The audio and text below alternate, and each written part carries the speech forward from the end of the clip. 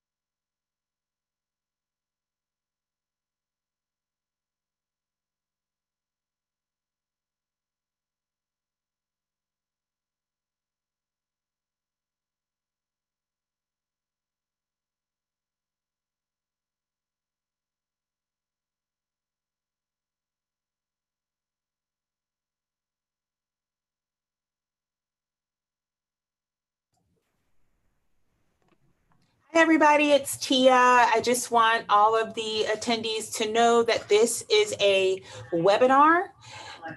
Due to the capacity that we had for the Lake Worth campus meeting, I had to schedule this as a webinar. I just want all of the attendees to know that this is a webinar. Due to the capacity that we had for the Lake Worth campus meeting, I had to schedule this as a webinar. Why am I hearing all of this echoing?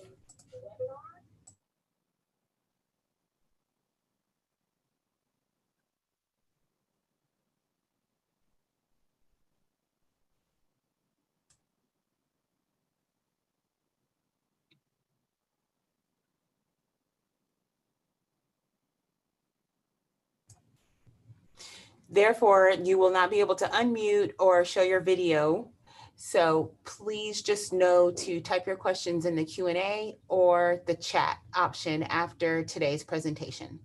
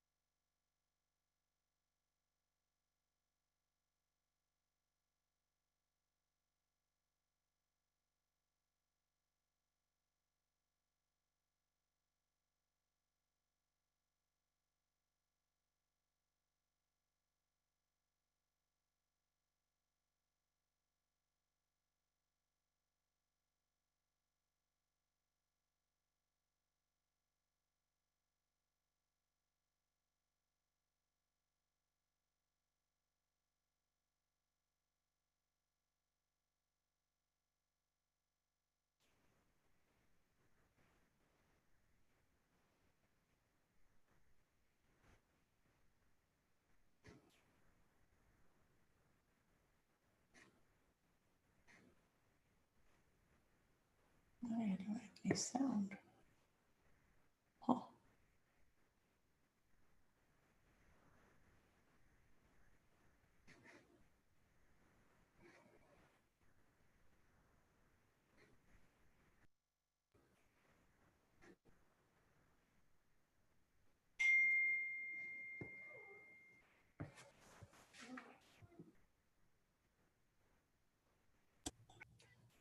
Good afternoon, everyone. Can you hear me? Yes. Yes, perfect. Great. Well, happy Thursday and welcome to Lake Worth's open forum to discuss return to campus plans. As many of you know, this is a project that has been spearheaded by Rachel Bonleron, Chief Bush, and Bob Priolo, who have served as the co-chairs in putting together this document.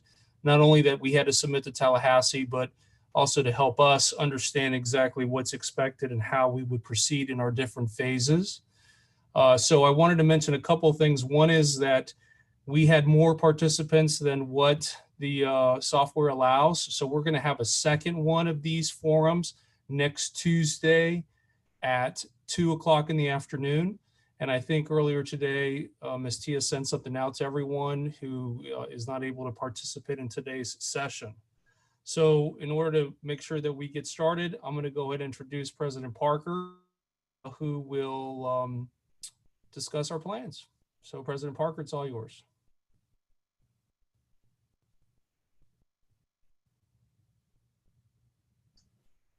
I'm coming, sorry. Okay, thank you very much. I apologize for starting a few minutes late. It's taking a second to pull all this together. Right now, I know we're just under 400 people, and it's because of the interest, as Dr. Barbeda stated, in this information that we have had to develop this format, which will allow for you certainly to present your questions, but you will have to definitely either put them in chat or use Q&A in order for us to communicate with each other. Once we always knew that this was our largest campus and that we'd have a great interest. And so that's why we also created an opportunity to join in on YouTube. But as I talked to Dr. Barbadas, we thought about it and said that the disadvantage of joining in on that format is that you don't have a chance to ask questions. So that's why we opened up the second opportunity on Tuesday for us to continue our dialogue for those who maybe had questions and didn't get them answered, or for those who were not able to join us in this format. And no, the information is the same. So it will be the same form, the exact same information presented this week as well as next week. I join Peter in echoing the great work of Bob, Delsa, and Rachel in leading the task force. But please also know that they were joined by faculty, staff, and students who also engaged with them, as well as the information that was received from all campuses in your all campus forums. All of the information fed into the presentation that you'll see, or that we'll share today, and the questions that we'll answer. Additionally, I want to share with you is that I'm sure that many of you already saw the presentation that was presented to the board at the June board meeting. And that was some high level questions that we answered because those were the main parts of the plan. However, after that June board meeting, we continued our work and actually developed the more detailed plan that you received last week. And the goal was for you to have an opportunity to review it. And then today we'd have a chance to answer any questions or to talk about it. So what I plan to do today is to start with a video, start with a presentation that again covers some of the high points of the plan.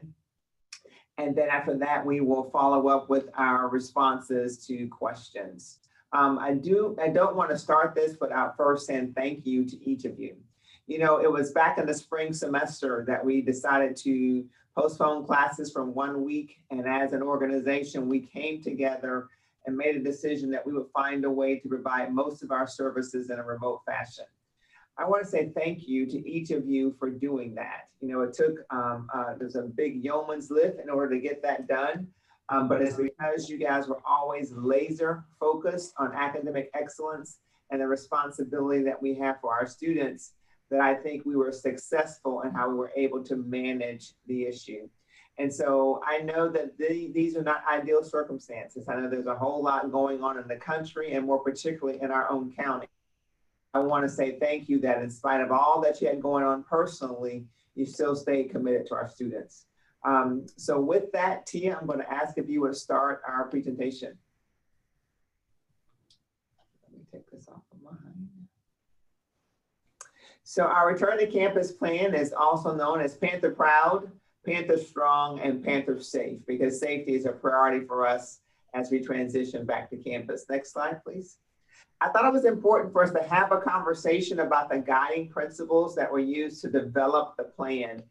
First, please know that this draft was developed with the most current information and that it is a living document that changes as different information is received, and it's subject to revision based upon new data and conditions. We're going to proceed with reopening very thoughtfully, carefully, and deliberately, certainly emphasizing social distancing, hygiene, staying home when you're sick, and a use of facial coverings. Certainly, if we have confirmed cases, we will follow the exposure protocol that's been established for COVID-19. We really have to, at all times, whether we're working remotely or whether working in person, do our best to provide a sense of normalcy of operations for our students. And we're utilizing program-specific reopening plans that focus on face-to-face operations.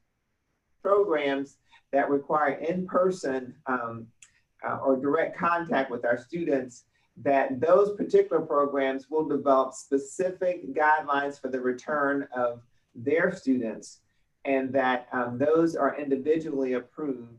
And from there, we can ensure that we're continuing to provide the services to those students who are often in our workforce or health-related programs.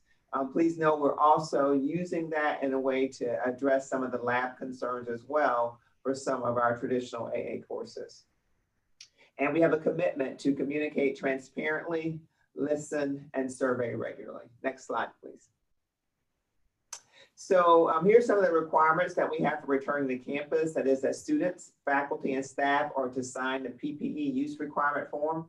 We thought it was important that folks actually commit to the idea that it's going to be different, and that you have to say you're willing to participate in this new normal if you're going to come back on campus. I've been in conversations just today with Dr. Peterson and also with Rachel on the best way to get this information out to our team to ensure that you have this statement and that it can be reviewed and approved, and know that we're still working on the best format in order to get this information to you, whether it's through Qualtrics, I think it is that you mentioned, Ginger, or maybe through some email, but there will be something that you have to sign confirming that you are aware of the responsibility of wearing PPE. Students, faculty, and staff will be required to watch a training video. It's very similar to what we did for our cybersecurity training, where it will be something that will be required of all of our community to go in and actually review this training video so that you are constantly reminded of the responsibilities that we must undertake given the new normal that we're living in. And also that facial coverings are mandatory for everyone while on campus. And certainly there are exemptions, which include if you're actually sitting in your office and you're alone, or at your workstation alone, you do not have to wear facial covering. If you're working outside and you are at least 6 feet away from others, or let's say you're coming into a parking lot and you're at least 6 feet away from anyone as you walk in, you're not required to wear a mask. And we've included in here that when medical conditions make wearing a facial covering unsafe. And what I'd say to you is that if for any reason someone finds themselves in a position where they cannot wear a mask, we'd be looking for that person to speak with their medical provider, have the medical provider identify why it is they cannot wear a mask, and also to provide some type of alternative for their working environment if they're indicating that they cannot work on campus because masks will be required. And then we can address their concerns via some FMLA options. What I'd say to you is that the mask can be the traditional mask that we're seeing now. Certainly we will provide masks that are college branded as well. But also it can be the shield. That is, that if the clear facial shield is better, then you certainly have the option of using that. in addition to or instead of the traditional mask that just covers your nose and your mouth. Next slide.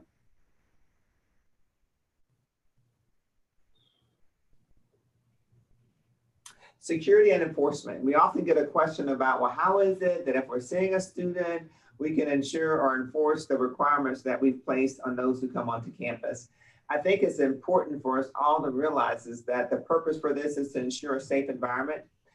Please know that security will assist with enforcing safety protocol on campus. So here's what I envision. Let's say for some reason it's an academic advisor that is assisting a student who has come on campus and that student does not have on a mask. The academic advisor will advise the student of the requirement to wear a mask. If the student says, I am not going to wear one, the academic advisor would in turn speak with security, and security would in turn meet with the student. And if the student does not put a mask on, if the student does not go to the bookstore and purchase a mask, then the student will have to leave campus. And if for some reason the student feels like they have some medical condition which indicates that they should not wear a mask, they would need to contact their student dean and try to plead their case. But it's kind of like you have areas in our state right now where you can smoke and you can't smoke. We have areas where you can come on with a mask and without a mask, and we think it's very important for the safety of our community. So again, managers and faculty will assist in enforcing the use of facial coverings when an individual is not practicing social distancing. Next slide, please.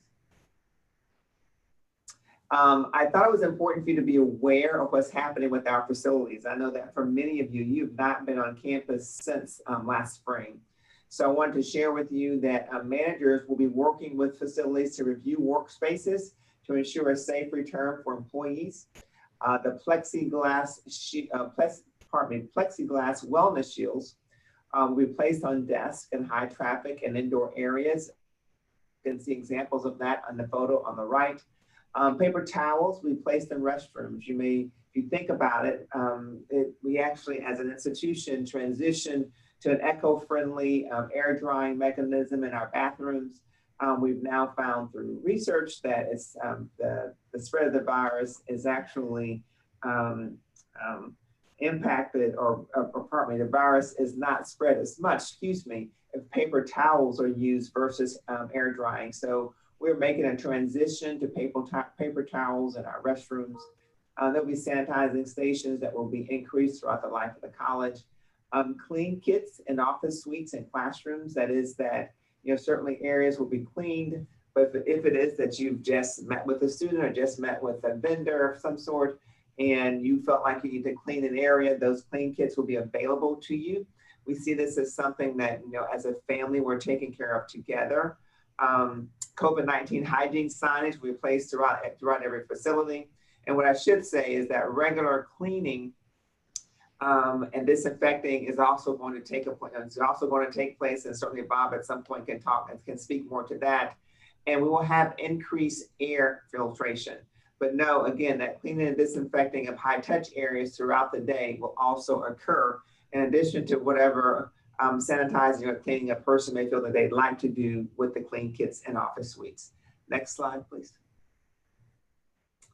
Here's an example of the cough and sneeze shields, also known as the plexiglass shields. You can see that's at different points throughout the life of the college. Next slide. I want you to be aware of the fact of some of the contact or some of the arrangements that we've made for testing.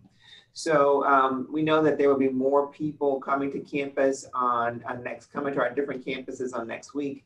On Monday, July 13th, we made an arrangement with the healthcare district to have a mobile van available for testing. This is free. It's a walk-up clinic. It also is open to the public, so it's not just our faculty and staff who may take advantage of this. Please know that the Sheriff's Department would also be on campus to help manage any folks that may be coming to participate or take advantage of this free opportunity. They will also be on the Palm Beach Gardens on Tuesday, July 14th. So know that you do not have to be symptomatic in order to take advantage of this free test.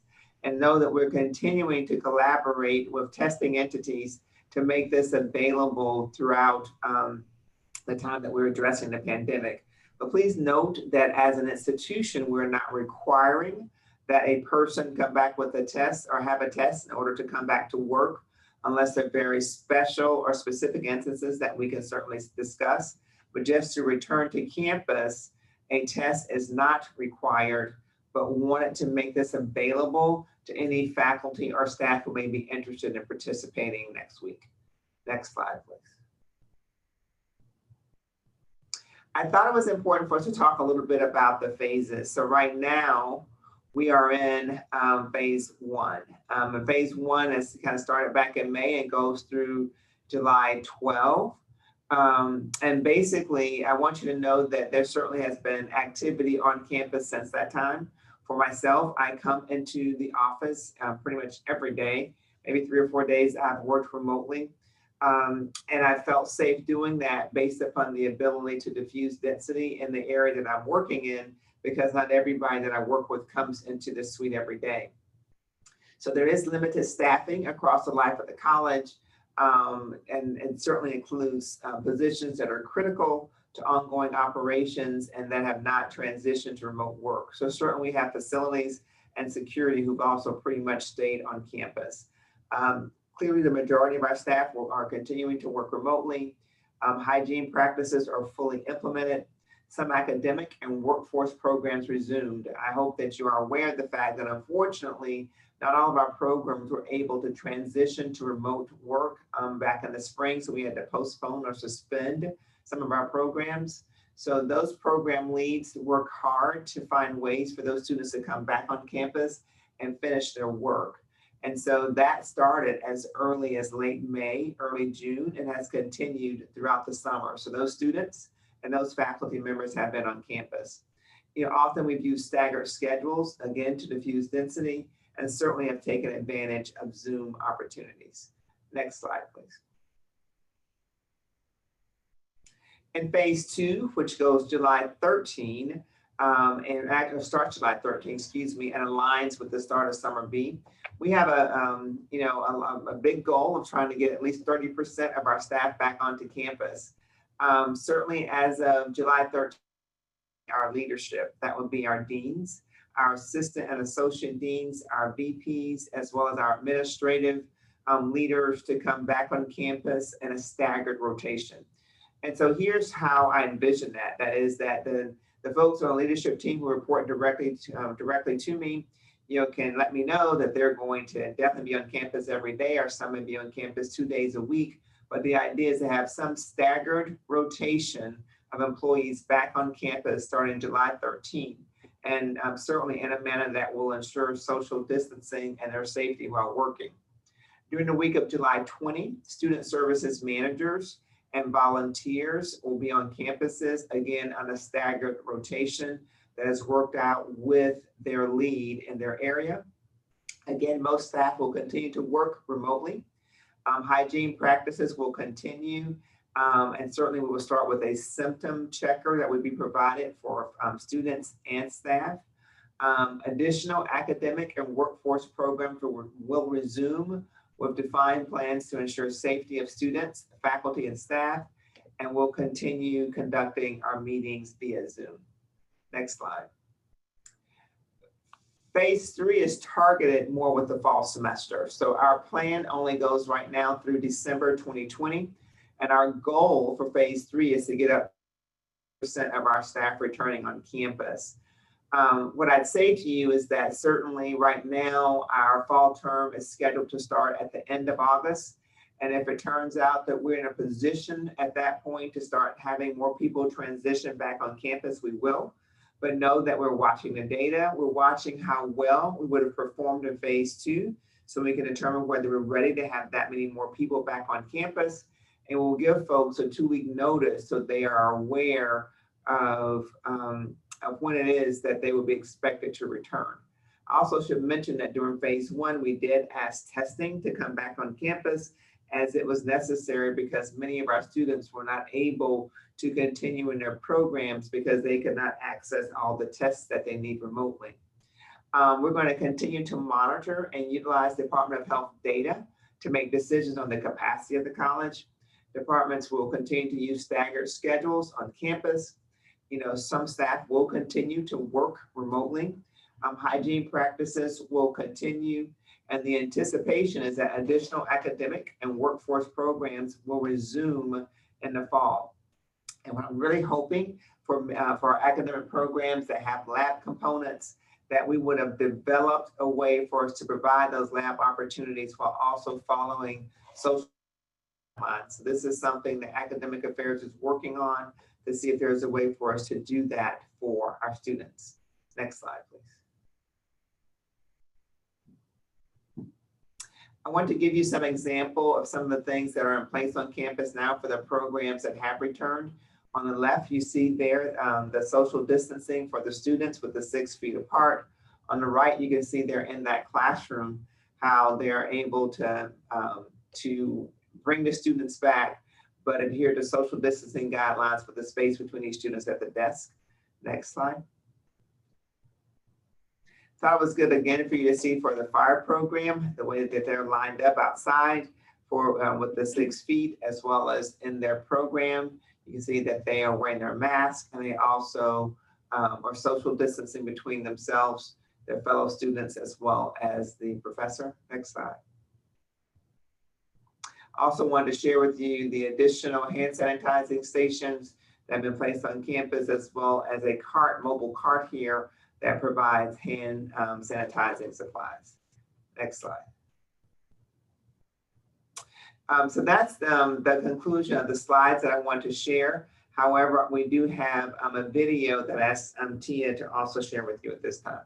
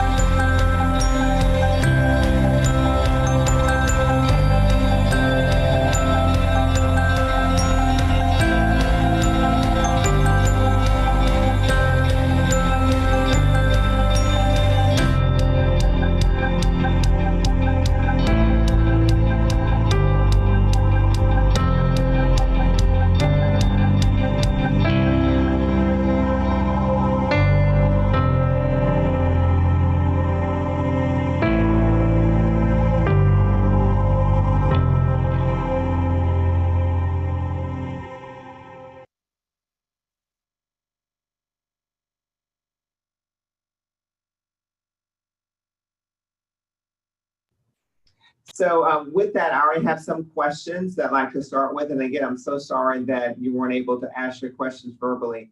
I think one of the first questions is certainly something that I've been thinking about since I realized that the school board is making a decision for remote instruction starting in August. So the answer to the question, or the question really was, are we going to consider doing something different because many of our staff members have school-age children, and will they be allowed to continue to work remotely?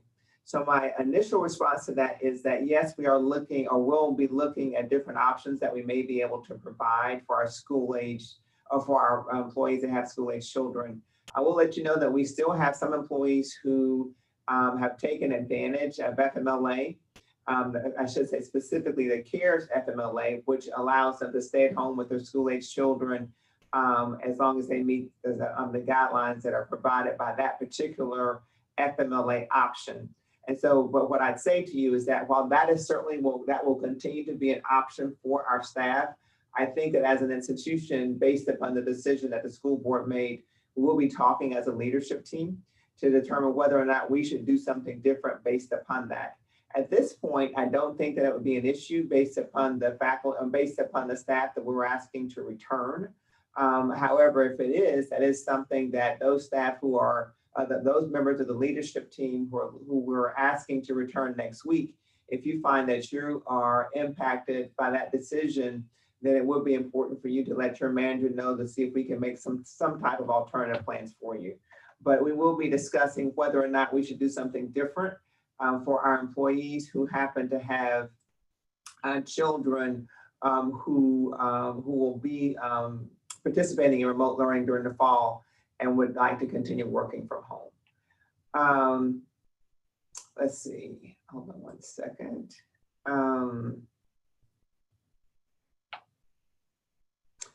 Hey, Bob, there's a question from Lynn Marie regarding some of the labs that are already back on campus. And that the question is, there have been requests for some disinfectant and hand sanitizer refills and dispensers in the labs, which have gone unanswered. They've been empty for weeks. What are our plans in order to address those concerns? And there's also concern by Lynn Marie about communication with programs when there is a deep cleaning. Just having the papers left behind isn't enough. An email needs to be sent to programs after their recommendation. So Bob, could you first explain to folks who are not back on campus what, talk about the card that has been placed. Then also if you can talk about Lynn Marie's concerns about the hand sanitizer dispensers not being filled. Yes, absolutely. I guess first off too, that it's been an ongoing process since March, and such good, one of my buzzwords is integration, bringing us together. So procurement and facilities have been working closely also with folks back on campus, but we have 2 buyers in procurement actively working to secure product. And I tell you, it's a challenge. It's being received by Renee in the warehouse, and then we're allocating it. So we're doing some centralized purchasing to get all these hard to get things because we're not a health facility. So we're kind of a second priority. But we have a great spreadsheet. We have the received items. You have a lot of our dispensers for the sanitizers. Those are really back ordered. So what we've done is gone to our contingency plan of getting the separate bottles. You'll see those. We know that personal disinfectant is important, and that's where President Parker talked about our clean kits. And so that's where we're giving out the bottles. And this, I think Lynn Marie is sharing that, wow, yes, we have them, things are empty, what's going on? So obviously it's a process that we are working to improve daily. So Frank Atkins, for example, here is our campus manager, but his entire team has been here the whole time and really works hard. So I privately responded to Lynn Marie to say, wow, we never want you frustrated. So, if things are going more than even a couple of days, I give you permission, and there's only 448 people on this, but to say, email me directly, text me direct. But I will tell you, Frank Atkins is one of the most responsive campus managers you could have, and his team is behind you. So our goal is to get that out there. So we have these bottles. As they're empty, you put either a work order, email, phone call, we'll respond to get them out there. There's going to be times we're going to drop the ball, and here is one. So Lynn Marie, I definitely apologize for that. Never want it to go that long for sure. So know that there is a process though. CNW, by the way, resources. So as we've been working with them monthly. So as each phase comes along, and starting in July, we just expanded their service, and Lake Worth, the custodial service, the evening has really expanded. The day porters has been expanded to complement Frank's custodial team, which does a great job. And communication is so good. We talked about it on another one, and I don't have the one in front of me. The leave behind, this area has been disinfected. Some of the guys are saying, they either remove them or they, thank you, Peter. You might see that in your office. They flip them over. They say, when you come in, flip it over. The next morning, you should see it flip back. It's done. But I think Lynn Marie's talking about a deep clean in areas where there's been a possible exposure. And we have talked more about communicating. I've been asked, hey, even from some of my team, was that done last night? We're going to improve that communication plan, no, for sure, because C&W has been totally responsive for us to come in, deep clean an area overnight. They send me info. I'm getting that out, but we have to improve that. So big effort here, lots of product coming in. It's slowly trickling in, and we're getting it out as quickly as possible. But if you're frustrated, don't let that frustration build. You know, we'll make sure you get Frank Atkins and my email, cell phone. We are here for you. This is vital for you. We want to keep you safe. So I am 24/7, and it's actually real that this is happening all the time. And so I hope that helps. Great. Thank you so much, Bob. And I appreciate the fact that you did also email Lynn Marie directly to respond to her concerns. There was a question about the type of mask that we will be provided. Yes, we will be providing cloth masks. And the whole idea is that no mask will actually completely prevent the spread of the virus, but certainly the idea is that if you are sick and you have on a mask, you certainly would deter the effect or the possibility that you may share the virus with someone else. Additionally, we also have personal shields that are available if someone is interested, in addition to having a mask or prefer to wear the personal shield as opposed to the mask. Facilities has also ordered a group of those so that they would be available to staff if they're interested in using that instead or in addition to. Yes, you heard this right. A test is not required to return. And what I'd say to you is that the reason that a test is not required to return is that if you think about this, it's not like a test ensures that you are not going to actually incur or test positive a week later or 2 weeks later. We are making a test as an optional or as an option, and certainly making it readily available for folks as they return to campus based upon the dates that we showed you. There will be testing available on this campus on Monday. But the idea is that certainly if someone does present with a confirmed case, we have a protocol of things that we do to ensure that, that we don't allow the further spread of the virus. What I will say to you is that at some point, Dr. Bush will talk to us, and she has indicated that when we've had cases on campus, that it has been that folks have brought those cases in either from their jobs or from their other jobs or from other locations. And because of the great coordination and work of her team and that of Bob, we've been able to stop the further spread of the virus. But yes, we will not be requiring a test to return. There's a question about, well, certainly if students of a particular program are satisfied with virtual career advising services in class, why would we send 30% of that department back? We're not asking 30% of that department to come back. At this point, what we're asking is the leadership team to come back next week. We're also asking the managers and student services to come back the next week. And we're asking those in student services who will volunteer, as well as some other mandatory services that we need on campus, like facilities, as well as security and like testing. So those are things that did not transfer remotely, but we need those services on campus. So I don't want you to take that 30% and assume that that's 30% of every department. It is not. I've identified the areas that we've asked to return at this point. We're doing this because we know that if we have limited numbers to return on campus, then we can certainly ensure their personal safety. It also gives us an opportunity to ensure that we're here to provide some services for our students.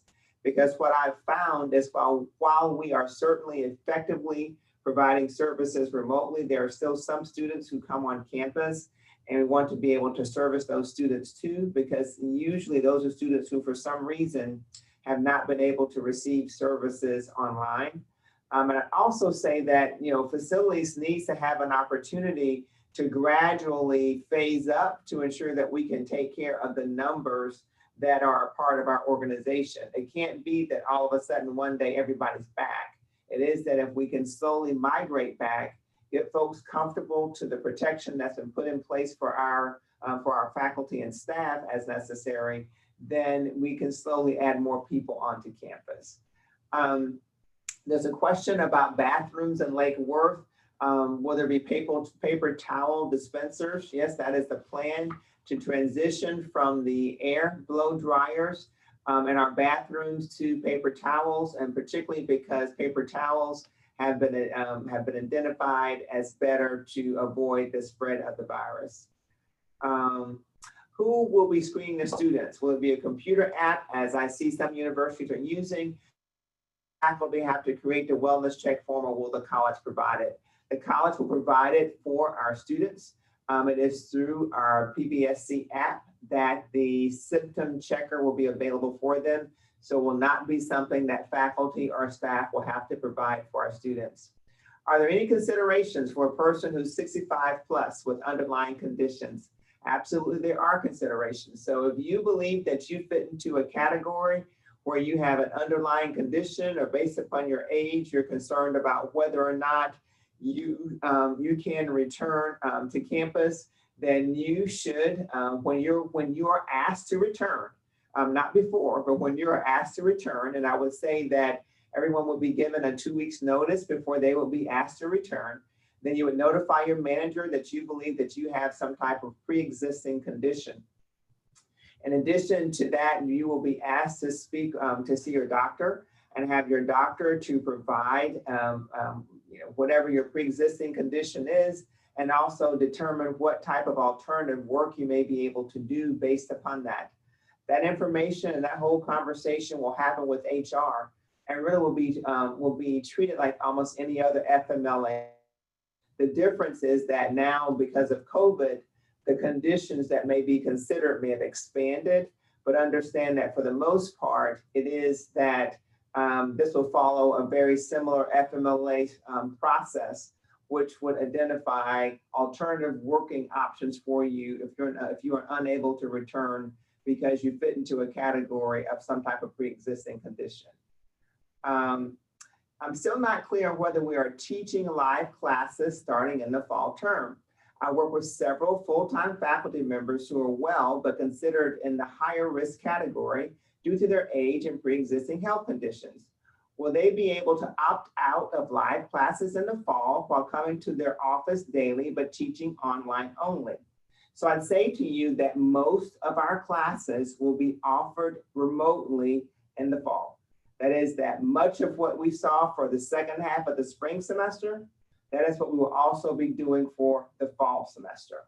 The biggest difference is that if you recall in the spring and that week when we transitioned, the courses that did not transition, we just postponed them. In this instance, we're preparing for those different programs. Program leads are developing plans to bring those face-to-face programs back on campus that don't transition to remote instruction. So the fact that are engaged in those types of classes or programs are aware of who they are, and they have been working on plans of how they can bring their students back while still following all the social distancing guidelines and ensuring the safety of the students as well as our faculty. So a higher risk faculty member, again, should be in a position to provide information to see if they will qualify for some type of FMLA alternative. But for most of our faculty, I think they will still be in the category of classes that are being taught online. And if I didn't answer all of your questions, please follow up with another type question, please. But I think I may have answered your concern. There's strong evidence that airborne transmission of the virus is possible. Studies have found very low levels of airborne viral in the hospitals, hospitals, isolation wards, and in ventilated patient rooms, but higher levels in some of the patients' toilet areas and in places where medical workers remove protective gear, as well as in crowding prone locations near the hospitals. Since there is not specific recommendation for air filtration right now, Does the college have the option to ventilate rooms? As far as I know, in a lot of classrooms, windows cannot be open. So Bob, can you talk about what we're doing as it relates to air ventilation and airflow, please? Absolutely, and great questions, put well, and we've been working super hard on this. Our head of HVAC did a great job putting a protocol together. That's in the appendix of the plan, by the way. But the most immediate thing we are doing is enhancing the filtration, which is a key. So we've been working with ASHRAE, which is kind of the governmental leader in this, of air conditioning engineers. And so we're bumping up our level of filtration. The term is MERV 8 to MERV 13. We're also doing bipolar ionization, which enhances filtration even better than the filters, or they work together very well. I'll just share this because it's on the Lake Worth campus, and it's a kind of our beta test, but it's a very important location because of dental health and how closely they're working with the patients. That is the first place we've moved forward with approval for adding bipolar ionization to the air handler units.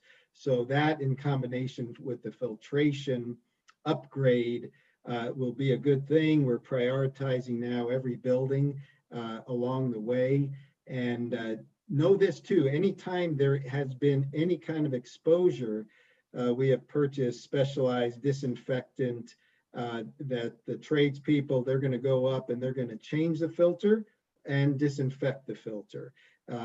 So that's being done also. And then the run times, outside air. Frank and our district HVAC teams are working, going in each building we have for months to make sure all the outside air dampers are operational and working. And so we do know we need more ventilation, more air returns happening. And we also have to control humidity.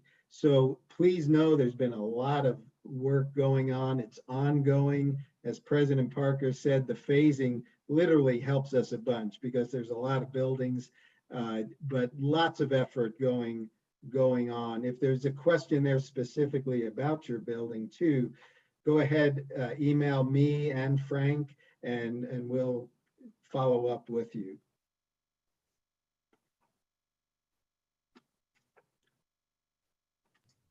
Hey, Bob, can you also respond to a question regarding UV lights? There's a question regarding UV lights in the air system. I know I've heard you UV lights for cleaning, but I wanted you to follow up with that.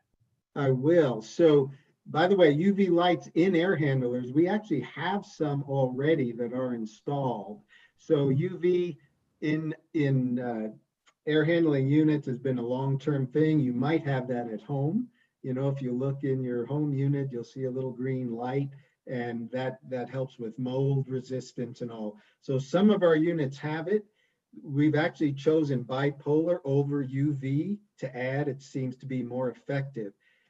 The wands, let me say, because we've had other people send us, hey, we heard Miami-Dade is using this, that, or the other. And know that our COVID team includes John Garofalo, who's our safety and risk manager, along with Delsa in security, Claude, who's our life safety enforcer, code official. We get specifications on all products. We watch CDC, and quite frankly, we haven't found a UV wand that meets all the CDC guidelines. So we are not using that for disinfectant. But if you see one that is used somewhere, we just had one used at a testing center in another college. They sent it to us, we evaluated it. We more than welcome those if you see that. But know that there's actually a team that evaluates any product that we use. We get the SDS sheet on it and safety data sheet, and it's evaluated by safety and risk. So there's a process, even on the disinfectants we're using. But right now on the UV, actually, I would love to use a UV wand to disinfect keyboards. because it would be simpler. But we just can't find one that's approved that meets the CDC guidelines. So I hope that that helps there. Thank you very much, Bob. Hey, Roger, I'm going to throw this question to you. How is the school responding to these developments from the government regarding international students to try to force colleges and universities to have in-person classes in the fall? Yeah, so Monday we had from the Department of Homeland Security that stated international students who teach fully online or learn fully online have to leave the country. So we're responding. I've got our deans, Dean Scott Lubin on Lake Worth campus, working with other deans to schedule some hybrid classes for international students that they can take. I know Associate Dean Caldwell had some suggestions too. We've got people working on options.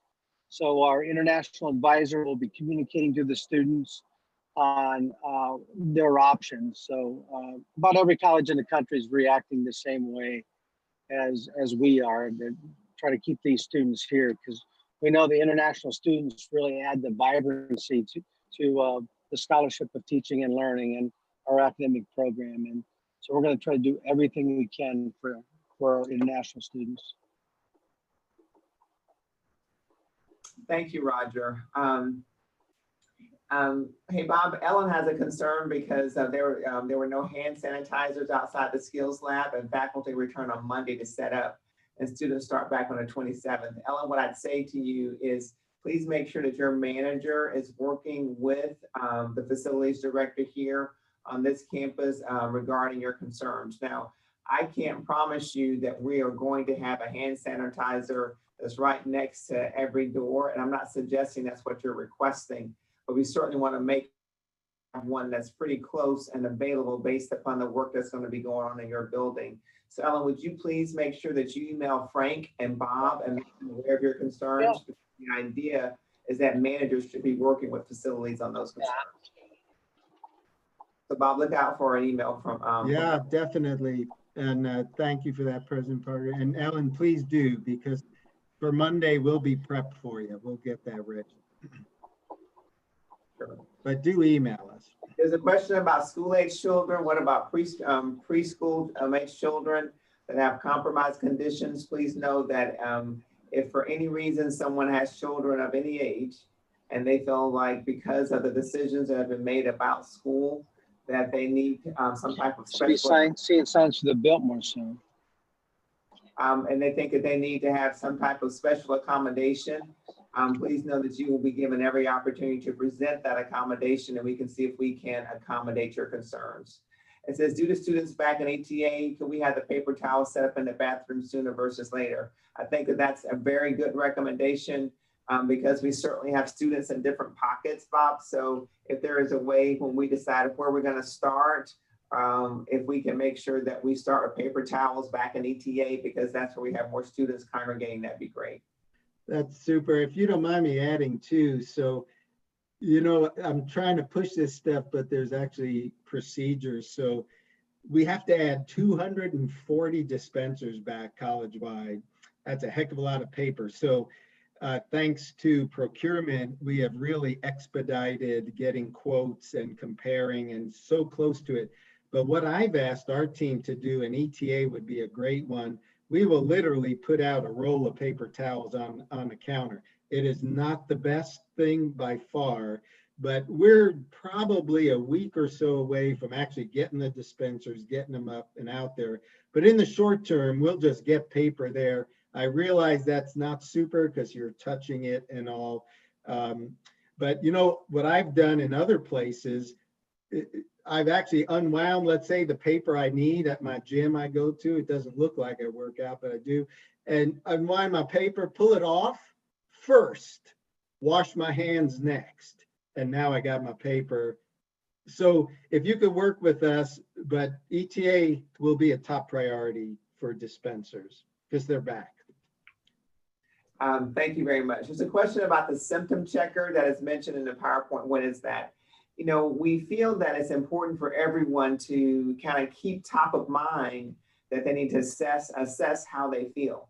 That is, and we want that for faculty, staff, and students, so that before you come onto campus, you are saying, you know, do I have a fever? Do I have any symptoms of the virus or cold or flu-like symptoms? And so the idea is that that is something that is available daily, so that before a person who is working on campus comes on to campus, will have an opportunity, or a person or a student who needs to come onto campus, that you would be reminded to ask yourself this question so that we can avoid the spread of the virus. Because certainly if a person is not feeling well, if you're sick, we would prefer that you stay at home versus coming and putting other staff members at risk. It says students are logging in with Safari, Firefox, Internet Explorer, and Chrome browsers, and their Blackboard experiences are very different. Some can access assessments while others cannot. What is being done on the technology side to mitigate access issues that students are having? I know that Sid is not on this call, but I don't know if Roger or Ginger, if you may be able to respond to Phil's question.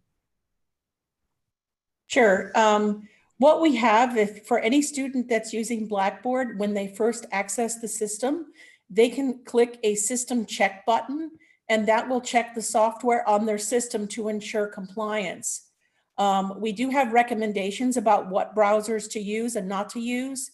And if students, we hope, follow those guidelines, even on a Mac, a student can download Chrome or Firefox and use that in lieu of Safari, but it will do that system check. We know in some of the functionality with Blackboard, it will not work 100% correctly if the student is using a Chromebook.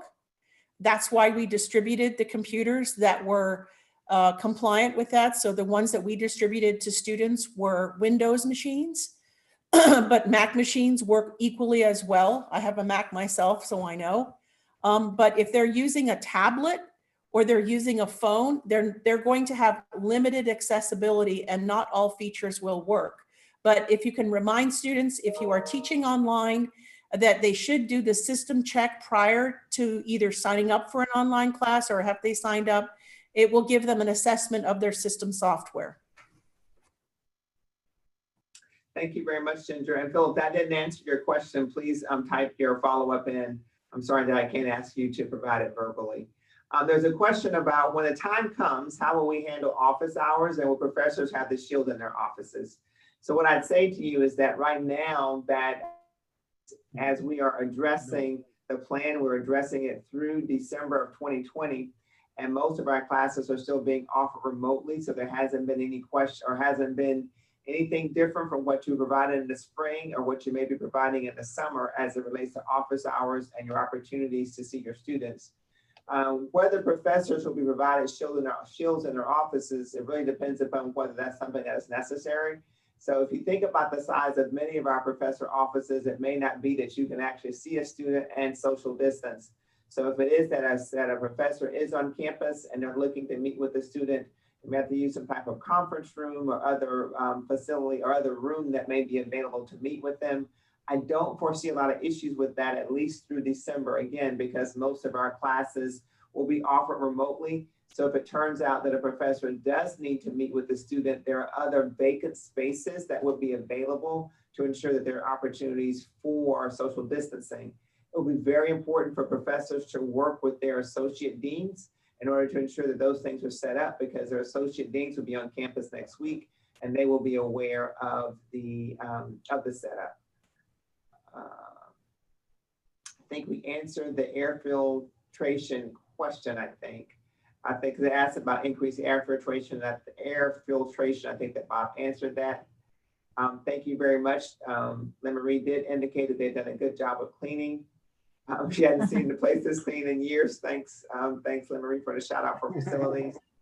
With the continued increase of cases of COVID, what is a threshold that will guide the college in making revisions to the timeline to return to campus protocol? I think that that's a fair question. And I don't know that I have an answer to the question that way. I think that my response and the way that I look at it is, how is it that we've performed as an institution when we have fewer members of our staff on campus? That is, have we been able to maintain social distancing? Is it clear that we've been able to wear facial coverings throughout their time on campus, unless they're in some of the exception areas? You know, how is it that we have continued with social distancing? Is it that the changes that we've made with facilities, have those things ensured that our limited number of staff, have they felt safe? I think that we're looking at how it is that we are managing the numbers on campus to determine whether or not, and I should say that's the first filter, whether or not we are in a position to bring more people on campus. I echo that, and I don't know if I can say that's the first or second, but I should say we're also looking at the data. So if it turns out that there are certain spikes in the data, certain spikes in cases, particularly within our community, then that certainly will be taken under consideration as we make decisions about migrating to campus. You know, when I talk to my colleagues around the state, and I certainly know that South Florida is different, they talk about as they have migrated some staff back on campus, that they've gotten more comfortable and understood the precautions that were in place, and they have felt comfortable working on campus. And also coming back slowly, again, supported facilities and their attempt to provide and support everyone. And so that is what we're looking to do, is that certainly when we come back in small numbers, our campus is large enough to allow for social distancing and protective coverings to ensure that folks feel safe in their environment. But you have to kind of get reaccustomed to being outside and being in that environment. And so what I say is that we want to see how that's working, but we also are paying very close attention to spikes in cases. And if it turns out that it is not safe for our staff to return, we certainly will make staff aware of that. But please know that before anyone is being asked to return, we are trying to give them adequate notice. It's not like we'll call you on Sunday and say, please come back on Monday. It is that we would have watched the data, we will have watched how we perform and give 2 weeks notice before we ask people to return. So I'm sorry that I can't say, well, now that I can't give you a specific number.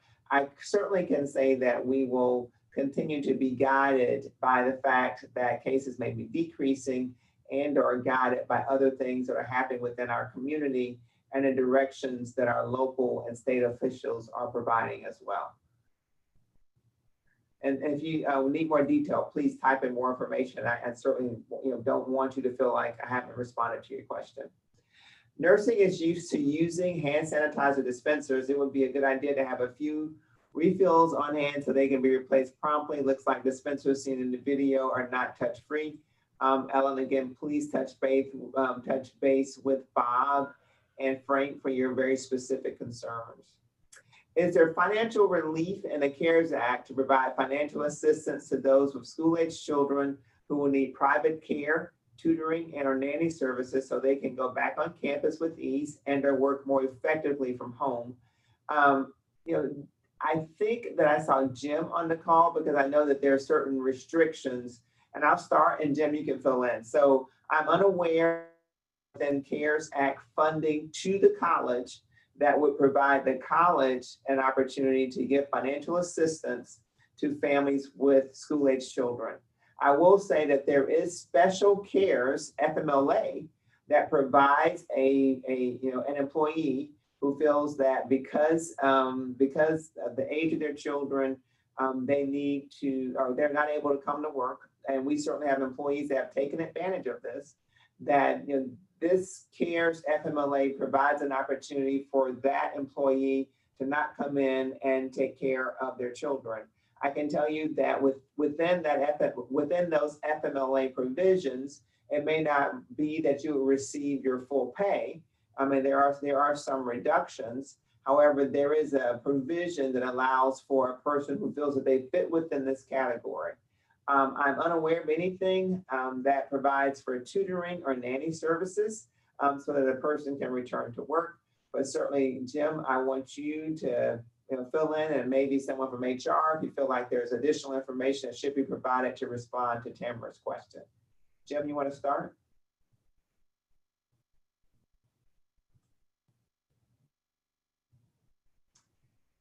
Hey, Jim, are you on the line? Are you talking? Peter, do you see Jim on the line? No? Is there anyone from HR that wants to add anything by any chance to Tamara's concern? President Parker, could you just go ahead and repeat that specific concern? No worries. Is there financial relief in the CARES Act to provide financial assistance to those with school-aged children who will need private care, tutoring, and or nanny services so they can go back on campus with ease and or work more effectively from home? So nothing that, I'm sorry, President Parker, nothing that I know that could be formally channeled through the college. I do know that there are some cities and some programs that have provisions based on economic need. So my suggestion is that if anyone is facing severe difficulties, I would suggest that they call the 211 number. And I know a lot of those programs are area specific, and you should be able to get some additional information as to whether you have access to aid based on certain criteria.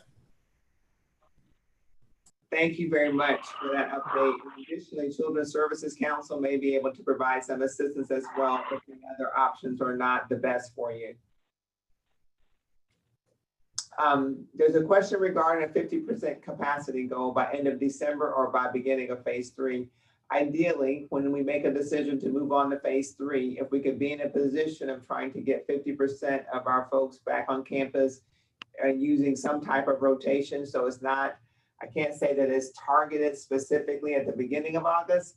Hopefully it is something that we'll be able to do between August and December. There is no specific date for when we start it. It is a goal for us to try to ensure we have more people on campus. So again, that facilities can get more accustomed to handling more individuals, as well as we as an organization, as well as our organization having an opportunity to get more accustomed to coming back on campus safely.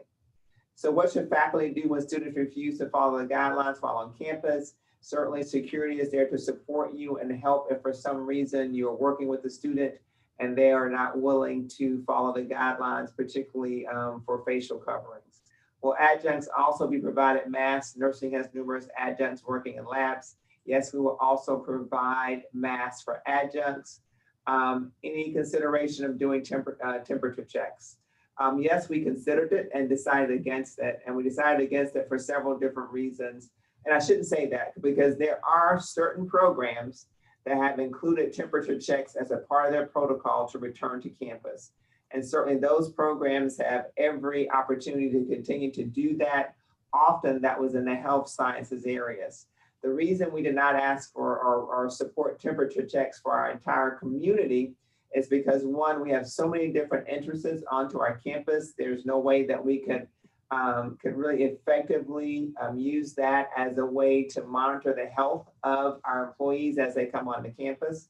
And the second reason is that, with this particular virus, there's so many folks who are asymptomatic. It did not seem that it would be the kind of thing that would provide us information because of the different ways that it's spread when you don't have any symptoms.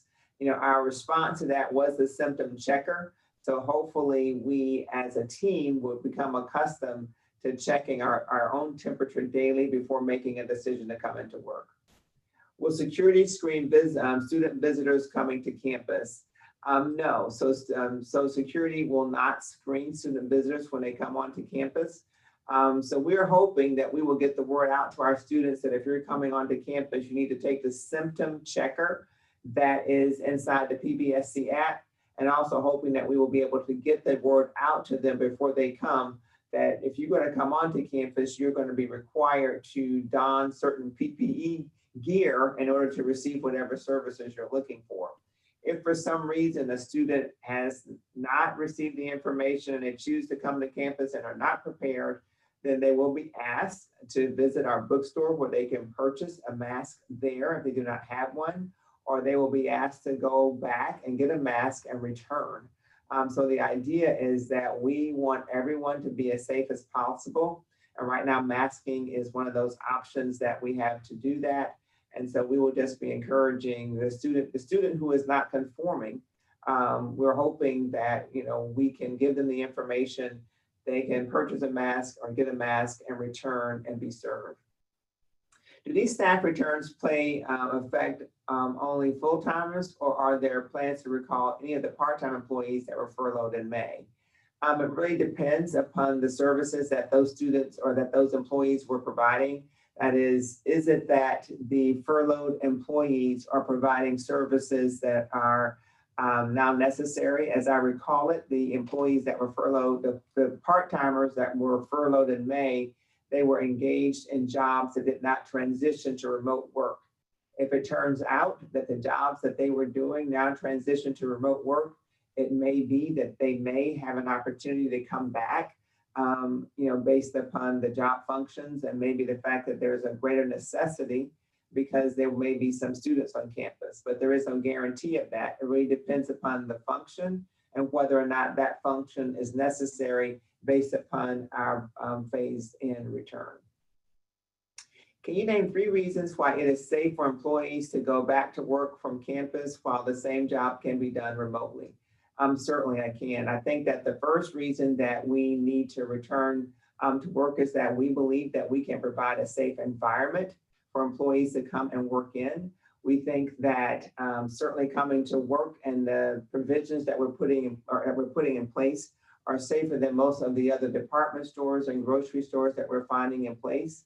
So we think that it's important to understand that we have a safe environment for employees to return to. 2, I think that there are questions about whether or not the same job is being offered remotely. If we look at some of our student surveys, they have concerns about some of the services that they've received.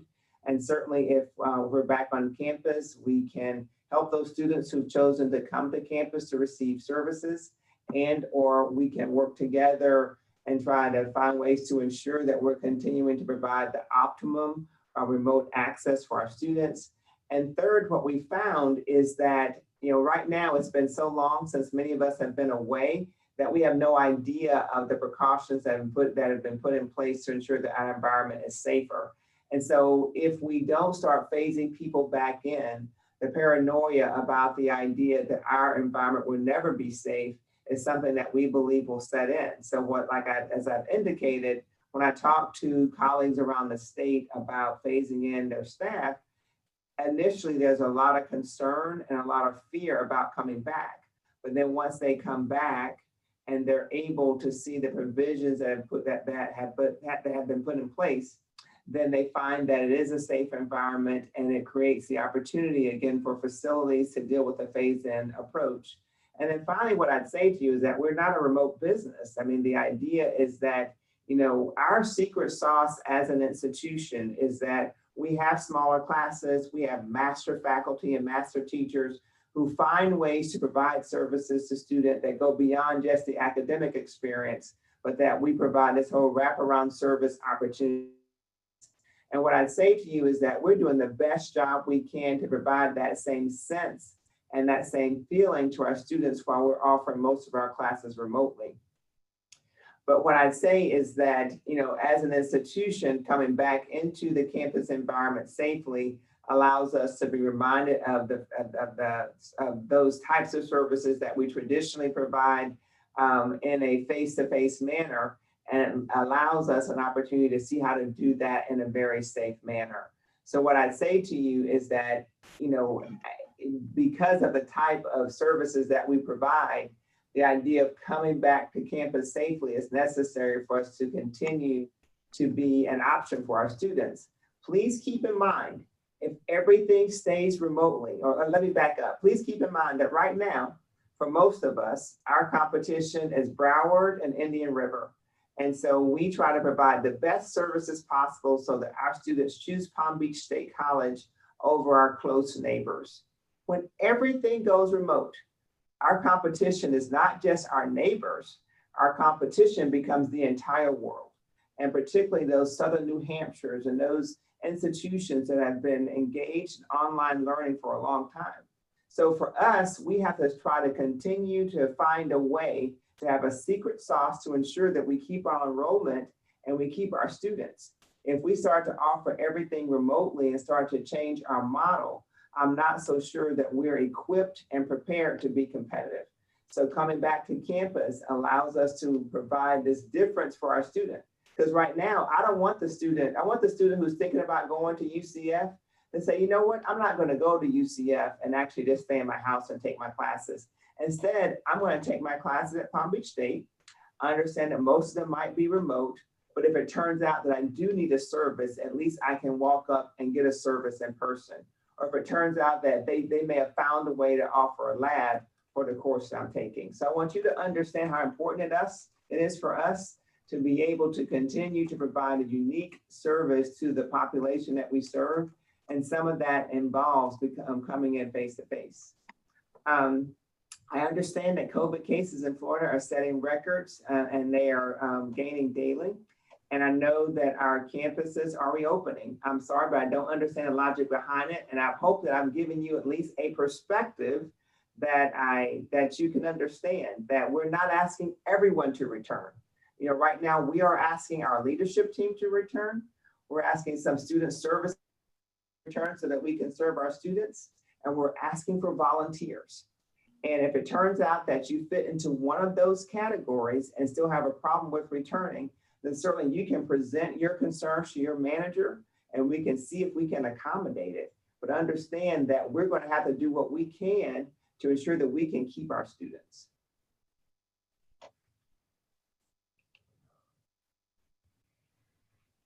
I have a family member that lives with me who works in healthcare and is exposed to the virus daily. I'm worried about being asymptomatic and being required to come back to campus and spreading the virus.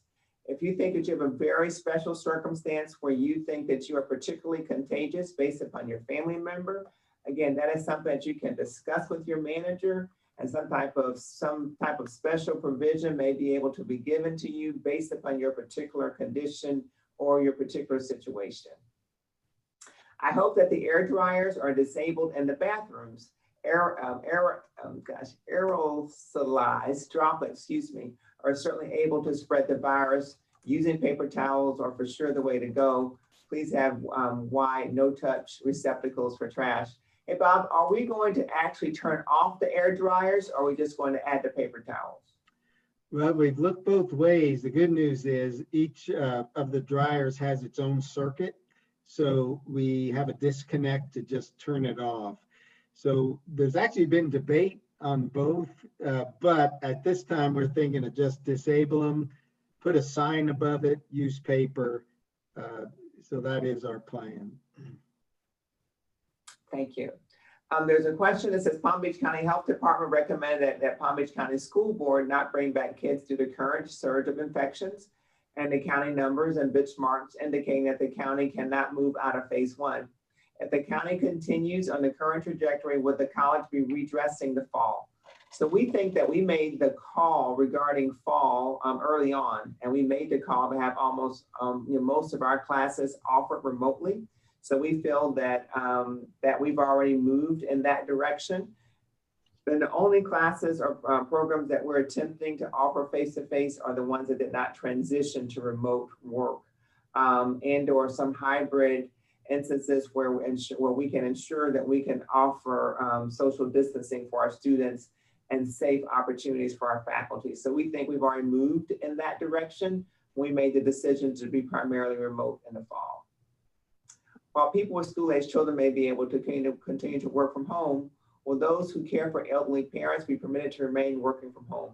What I say to you, is, for some reason you have a personal situation wherein you would like to be considered for a very special accommodation, it starts with your manager.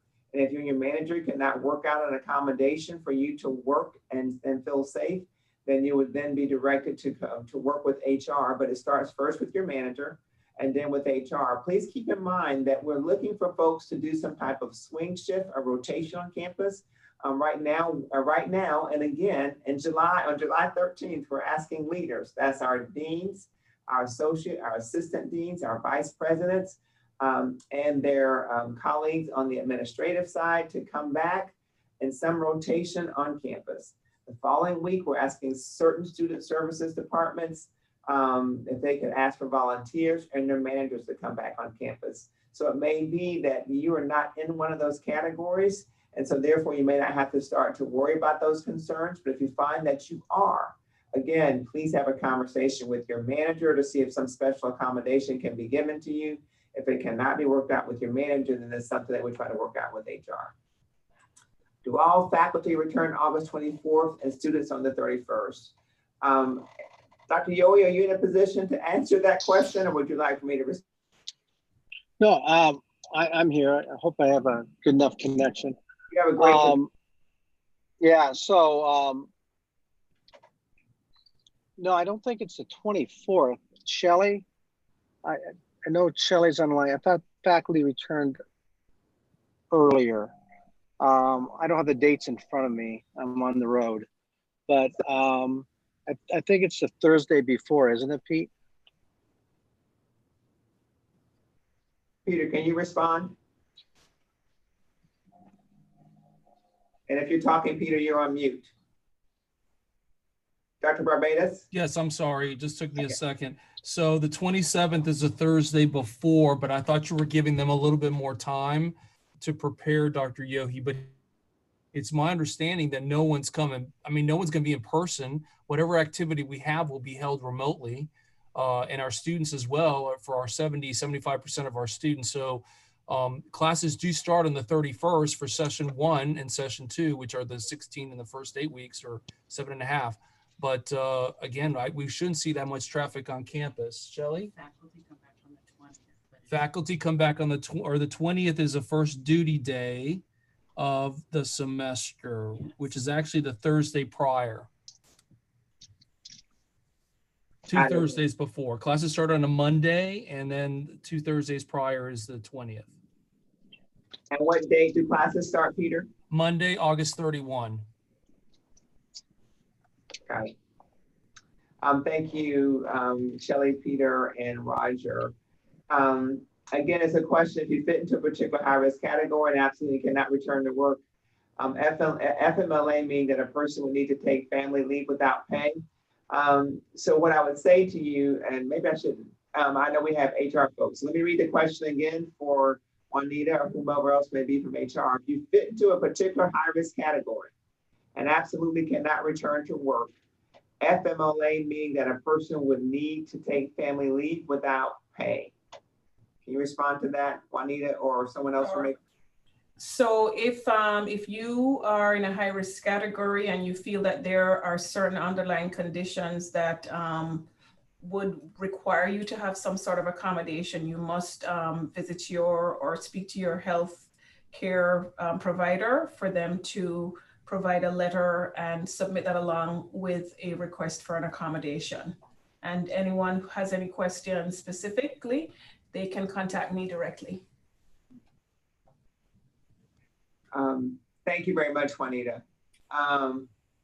There's a question about student workers. So what I'd say to you is that right now, we are only working with student workers who are who receive that as a part of their financial aid. And so I don't know if you are referring to those student workers or student workers who are a part of Fund 1. But what I'd say to you is that, you know, we really will be monitoring the use of student workers, given that a lot of the work that student workers engaged in kind of dealt with management of people. We don't have that many people. So if it turns out that, Valentina, you need your student worker or you need a student worker, then certainly we have student workers that will be available through financial aid that could be assigned to support you. So please speak with your manager about that. And or Peter, if you want to add any additional advice. Yeah, so there's 2 different categories. Student assistants are those that are paid from the college, and those are not students who necessarily qualify for federal work study, or they've already used up their allocation. It is my understanding that we will not have any student assistants this next year, but we will have work study, and we've been very good about using the money that's given to us from the feds. So again, we'll start making those assignments toward the 2nd and 3rd week of August, and we'll just need to know who needs to be placed where. But remember, President Parker said this beautifully, our work is going to be changing, so we might not have the traffic and have the same type of work, job description that we've had in the past for those students. Thank you, Peter. Suzanne, you have a question about what's happening in nursing. So the reason that we have each program present their proposed plan to return is because we understand that each program understands the specific space constraints and our requirements of their program. So I cannot specifically respond to your concern. What I can tell you is that under the direction of Dean Wiley, the nursing leads are working with him on figuring out how it is that we can safely bring students back. Keep in mind that because there are not as many people on campuses, there are other vacant spaces that may be used to accommodate more students. So it's not like, please don't think of it just as a space that you always have. There may be other spaces available and can be used. And it's there? Yeah, okay, so Rachel says that it's there. So that is a part of the plan. But no, that is why we are relying upon each program that wants to actually bring students back on campus to talk about, oh, I'm sorry, Ed is there, okay. Ed, I'm sorry, but can Ed talk? Is he on that part? Yes, I'm listening. I'm listening, President Parker. Respond to Suzanne's concern. I don't know if you can see it. It says, she says, however, my concerns are how is it possible to practice social distancing in a nursing lab and very small classrooms utilized? The capacity of these classrooms is 10 students and their chairs, the professor, a hospital bed, a table, a chair. Also, there are curtains and carpet, all of which are vector fomites that present a serious threat before COVID and now with COVID. So Ed, did you add? Yes, sure. So I was actually in nursing yesterday. I'm having ongoing conversations with Dr. Deborah Copeland. We're not going to have, you already mentioned, we're not going to have any issues finding additional classroom spaces because there will be plenty of spaces to do breakouts in, but that's half the answer. The second half of the answer is Deborah is setting up rotations so that at any one given time, there'll only be small groups of students in the skills portion of those labs on certain days. Thank you, Dean Wiley. There was a question about face shields, and they said that basically indicating that, and I should read it. My belief was that the plastic face shields covering the entire face but allowing air to flow freely underneath the wearer's mask were found effective in preventing transmission of the virus. I believe that you mentioned at the beginning that those face shields will be an alternate option to wearing a face mask covering the mouth and nose. That is correct. That is correct that they are also considered a covering for the face. I think that you're right. Studies have shown that they are not as effective as covering the nose and the mouth. However, we think that it does provide some protection. And we think that if we practice a social distancing along with that shield, that we should be safe. And we also thought that might be important, particularly for some of our faculty, because in order for them to teach, often it is that students may want to see their mouth or see their facial expressions, and often with masks, you're not able to do that. So that's why we wanted to offer that as an option. And we would hope that for those individuals who've chosen to do a face shield alone without a mask, that they would also particularly practice social distancing, if not even go a little bit further to ensure that they are protecting others from them. Since what about individuals that the college knows are high risk, folks in a higher age group should not have to prove that they are at risk, individuals with compromised immune system, ADA request correct. So here's the idea. The idea is that one, no one's asking anybody to volunteer this information. The idea is that at the point in which you're asked to return to campus, if it turns out that you feel you have a compromise or that you're in a compromised position, it is at that point that you speak with your manager and let your manager know. And it is at that point that you would submit, and you would have to submit information from your doctor if it is that you and your manager could not work it out. Then you would have to submit information from your doctor confirming that you have an illness and confirming that you do need a reasonable accommodation. But what I'd say is that please don't worry about that until you've been asked to return. Because I certainly understand what you're saying, that if it's clear that a person has a disability, why is it that they would have to go through these extra steps? And primarily it's because you want to try to treat everyone fairly and the same. However, again, wait until you're possibly asked to return. Next, try to work it out with your manager to see if they can provide some reasonable accommodation. And if for some reason you can't work it out with your manager, then at that point, you would have to get the information from your doctor and then work directly with HR. Hold on, excuse me.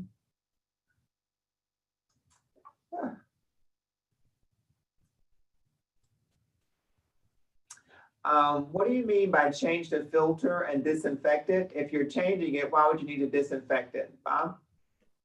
Yes, and there were some follow-up comments I should have said or, so it'd be changed or disinfected.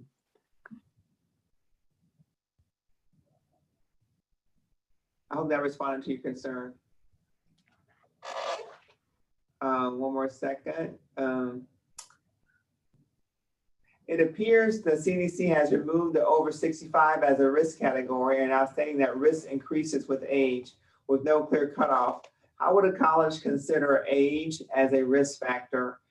I don't know if we know the answer to that. I'm going to throw it to HR to see if you've already come up with that. I don't know that we have encountered that issue yet, and that we have a particular position that we've taken. But Juanita or someone else from HR, again, the question is, it appears that CDC has removed the over 65 as a risk category and are now saying that risk increases with age with no clear cutoff age. How will the college consider age as a risk Juanita, have we taken a position on that? So we're going to still ask employees who fall into this category to provide some sort of documentation regarding the fact that they're in a high risk category based on those guidelines. And we will consider it under the ADA accommodation or assess it under ADA accommodation. Thanks, Juanita. Are staff and students required to wear a mask when walking across campus? And if a student is not wearing a mask, is staff allowed to bring this to his or her attention? So here's how I see this, is that as I indicated earlier, if you're walking outside, and if there is anybody walking and or working outside, and if there's no one within 6 feet, then you do not have to have on a mask. Most of the time when I come to the office, no one else is walking in at the same time as I am. So it would be that I can walk up to my office suite without the mask. The requirement would be that once I enter my office suite, that I would need to have my mask on until I got to my desk or until I arrived at my station. But let's say during lunch, I decided to take a walk once I got back outside, or once I returned to the outside. If I was not around anyone else within 6 feet, then I could walk around without a mask. However, when there are more people on campus, it's going to be harder to kind of know when you might encounter someone within 6 feet. We're fortunate to have such large hallways, actually externally and internally, that would allow a person to be outside and still be 6 feet apart while walking on our sidewalks and external hallways. Yes, staff is allowed or will be allowed to say to a student, you need to wear a mask. And if the student does not comply, then staff would be allowed to contact security for assistance in enforcing that. It was discussed in another campus meeting that fogging systems would be used. Can you explain this? How will this impact staff or students who have asthma and other potential underlying lung airway issues that these sorts of choices would impact negatively? Bob, you gonna take that? Yes, so the fogging is for any of the deep cleaning. So there would have to have been an exposure and we're called in to do it. So it's not part of their standard protocol in the evening. They're using a spray and a wipe down. But in order, you say, okay. But in order to come in and come in a post-exposure, the most effective means, and it's used by a number of firms, is the fogging, backpack foggers along with the spray. And then there's certain contact time but that's all done in the evenings. So by morning, things are dissipated. The gang has gone through, done their filter thing also. So certainly though, if you have asthma and there is a concern, that's where communication will come in if it was done that evening. So perhaps if you are in that special category, do let us know in facilities. And then if anything special has been done, we'll specifically notify you. But typically it dissipates very quickly after. So it will not be done during the day when anybody's in the building either. This is all evening work when everyone's gone. Hopefully that helps with that. Thank you very much. Sandy, thanks so much for the information. There are separate leave provisions under Families First Coronavirus Relief Act, FFCRA, than what is available under FMLA. The information can be found on the COVID-19 page and a link to our palmbeachstate.edu /HR. So please, I know we've had lots of questions about that, and it may be that I have mixed up the two, Sandy. So thank you very much for the clarification. So folks can see that there are greater options under the Families First Coronavirus Relief Act than under traditional FMLA. On page 13 of the plan, it refers to discussing a hybrid blending learning instruction model. What is this? When is this planned for? For departments that have submitted a plan for face-to-face labs or the classes for the fall, when they hear feedback about those plans as to whether they can move forward or not. So as to the first question about hybrid blended, I can tell you that there have been lots of different, to me, descriptions thrown around for what folks are doing. And the reason that you hear hybrid, because we have a traditional hybrid class that was always in place that provided some online instruction as well as some face-to-face instruction. So think of that. Now, particularly during the spring, we started with this whole synchronous learning opportunity that we often call blended, often call remote learning, like different names have been referred to. But because we're going to be doing so many different things, that's why you hear the word hybrid and blended. So think of it like this. Think of it as traditional online learning with some face-to-face learning. You're aware of traditional online classes. Think of synchronous classes where where folks just show up at a specific time and they have interaction with their faculty member just via some form of technology. And then think of face-to-face as those programs that we could not transition.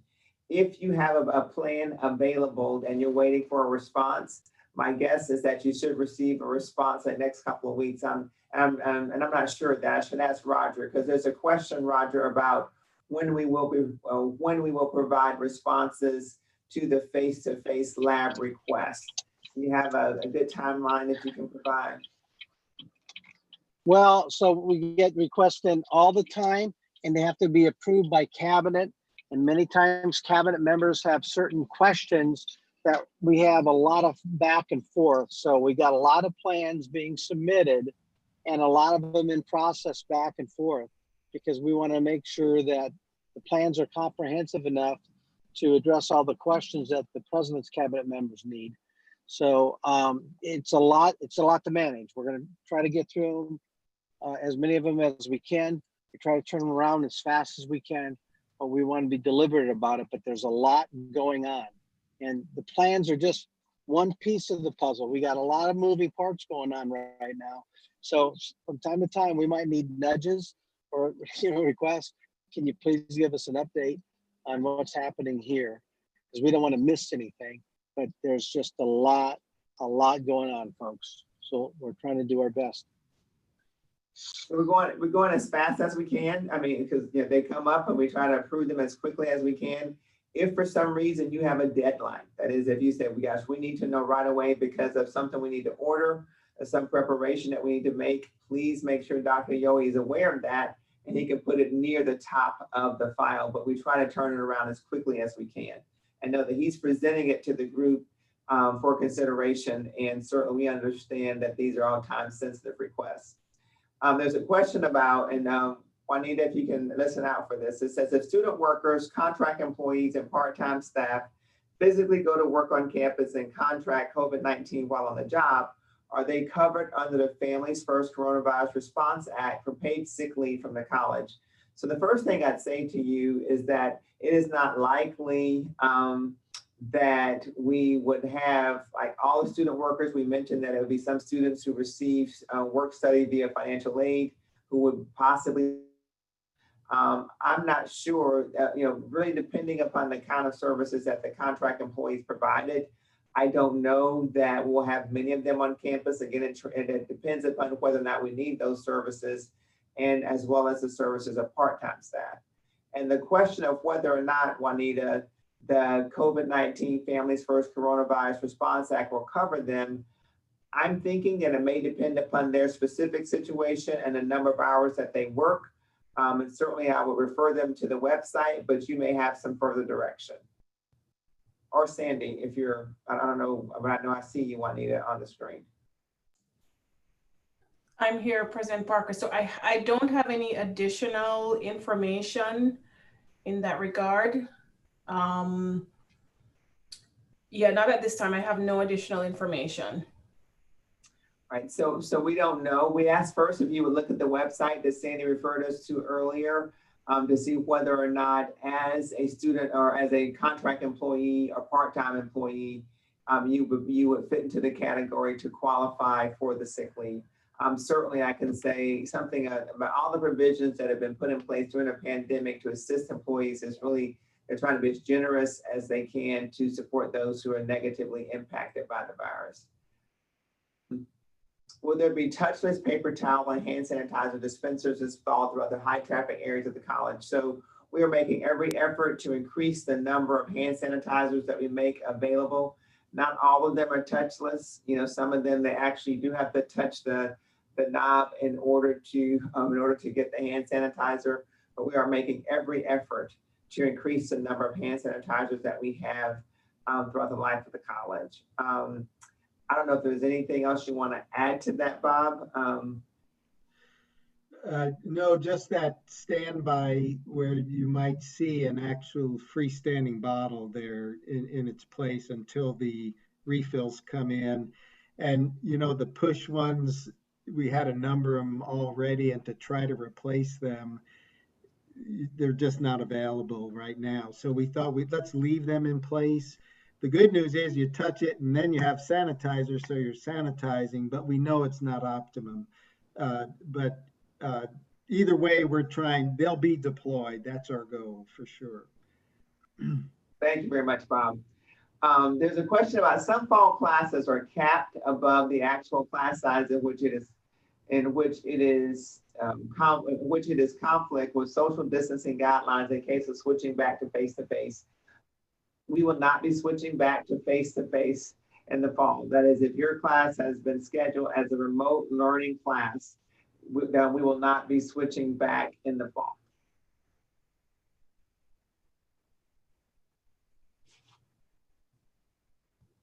As I understand it, accommodation for remaining a remote teaching assignment has to be requested from human resources. Not necessarily, so it depends upon your class. So assume that most classes will be offered in a remote fashion. In fact, you should already know that. If you are a member of our faculty, you should already know whether or not you teach a class that can be offered in a remote learning environment. For those of you who teach classes that require face-to-face learning, you are aware of that. You have been notified by your managers about provisions that we are looking to put in place for the return of your programs. In fact, I hope that you've been engaged in those conversations. But please, if you taught remote in the spring and you're teaching a very similar class in the fall, then you will continue to teach that class remotely. You should know whether or not you're teaching a class that requires face-to-face instruction, and you'll be working with your other faculty members and your associate deans on coming up with the best way to offer those classes. For those who work in teams in the office, will office furniture be changing? there are mostly cubicles and areas. Absolutely. So the idea is that managers for areas that will be returning, they should be working with facilities now. So the facilities is putting everything in place to allow for social distancing. So yes, if you work in an office with someone else or work in a small space where you cannot be closed off, then know that accommodations and special precautions will be taken to ensure your safety in the area in which you're working. Can we please take volunteers to remotely work Saturdays on live chat and phones to mitigate the urgent rush to get butts and seats that Saturday before classes begin? Peter, the question is, can we please take volunteers to remotely work Saturdays on live chat and phones to mitigate the urgent rush to get butts and seats that Saturday before classes begin? Pete? So yes, we're actually looking at using Who's Next as some software if they can make this happen, where we're going to create these virtual waiting lobbies, and students again will not have to come to campus in order to be serviced. Now, what that will need for us to do, guys, is we might need to go beyond our regular hours in order to be able to service our students who are waiting to talk to an advisor. We're creating 4 different areas: advisement, registration, admissions, and what's my last one? Financial aid. So yes, we're working on that so we don't need for people to be on campus. Thank you very much. Hey, Bob, there's a question about the SCA building. I'm going to ask you and Frank to just take a look at that and contact Sandra offline. Okay. Because it's very specific about the carpet in that area. So Frank, if you're listening, please just make a note that we need to speak with Sandra about her concerns. And you may have already answered, and I don't realize that. Yeah, you have. Sandra, I agree that the carpet is old, and I'll get with Bob. So yes, you guys are already on it. Thank you, Sandra, for bringing that to our attention. Has the plan to remain open until 10 been nixed? Can folks begin work at 6 or 7? Remote or in person? So I know it has not yet been nixed. I know it is something that we're considering. And Pete, can you respond? Sure. So we need to be here when the students are available. 6 or 7 o'clock in the morning, they're sleeping. So I would probably not suggest that we have hours that start then, but I do recommend that we have something that carries us through beyond 7 p.m., which might be 8, 9, or 10. So we're still in the conversation about that. That's exactly what I just mentioned about those waiting lobbies. I don't want for us to shut down and say, well, you've been waiting for 3 hours, too bad, you have to try again tomorrow. We would service everyone that's in the lobby, of course, cutting it off at a certain time, but we'd have to work until we service everyone there. Thanks, Pete. So I am hoping that we will offer these alternative times. I think it's a great option for our students. With the goal of returning 50% of staff to campus August to December, what staff is required to return to campus and when, and who may still have option to continue working remotely? So I don't have an answer to that. I can't tell you yet exactly which staff members will be asked to return, nor can I tell you exactly the specific date that you will be asked to return. What I can say to you is that you will be given 2 weeks notice. And yes, there will be some staff that will continue to work remotely. And as we get closer to the time that we're going to go into phase 3, I will have more information to share. So please stay tuned. But at this point, I cannot give you an answer just yet as to who we will be asking. I know that a lot of times, there are services with services area that we may feel that we may need to at least make some available in person on our campuses, but I cannot identify at this point the specific areas. Not everyone will ever feel safe again, but hats off to leadership team for your work on trying to keep everyone safe. Thank you very much. What are some provisions made for buildings where there is only one bathroom for students, visitors, and staff use? Specifically in the SCA building, there's only one working bathroom. I have not been engaged in any conversation where we have made a decision to shut bathrooms off that are traditionally used for students and staff for just staff. But I don't want to speak for you, Bob. I just want you to know that I haven't been made aware that. Are we doing anything differently with who can use the bathrooms? The only thing I might know I haven't looked at if Frank responded or anything, but sometimes if to try to, while the campus has been shut down, we have locked down the outside ones because we do have trouble with homeless and other folks just wandering in and camping out there. But certainly as more people come back, if there's any shut they have found or offline, all of them will be brought back online. I'm not sure of this specific case, so we'll look into that. Thank you, Bobby. How are we going to handle students that are coming in the financial aid and admissions area? I know we have the plexiglass, but what other precautions are being taken to are being put in place for our safety? So the first thing I want to say to you guys is that this is going to be a very different fall experience. So you're not going to have the numbers of students that you're accustomed to seeing. And you're not going to have that because so many of their services are being handled remotely.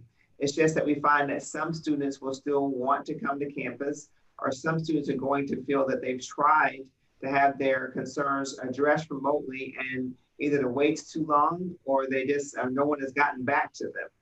And so they come on campus.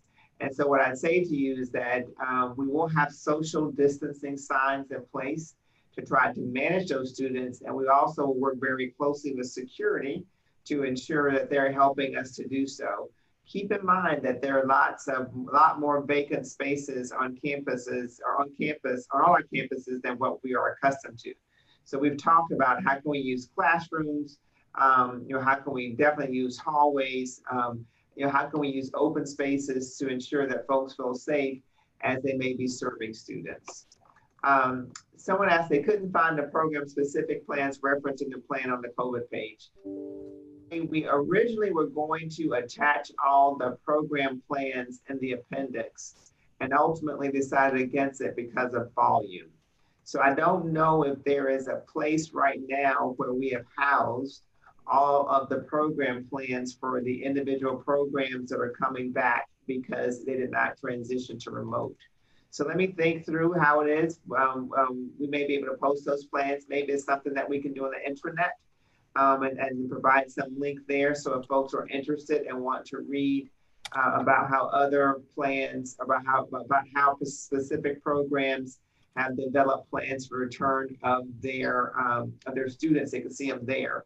What I say to you is that if you know you work in a face-to-face environment, then you should be able to if you know you work in a program that requires face-to-face instruction, please contact your associate dean if you have questions about whether or not you need to return and or questions about the plan for continuing to offer face-to-face instruction. My thoughts are if you fit into that category, you've already been contacted. But if there are any questions, please contact your associate dean. If your position, hold on one second, Jennifer, I'm sorry. If your position's functions and duties can be successfully performed at home, will an employee remain remote and stay full-time through phase 3? So it depends, Jennifer, because it may be that while we may feel that your services may transition remotely, there may come a time that you will be asked to return to work.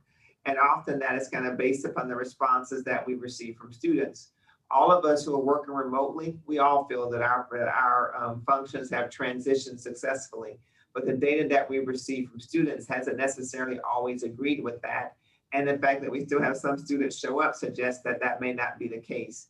So while I understand that we all feel we've been able to successfully transition, it may be that you will be asked to return, you will be given adequate notice, and if you have a special condition or a special situation, consideration will certainly be given for your particular consideration. Any chance that those fun Panther masks will be available to staff?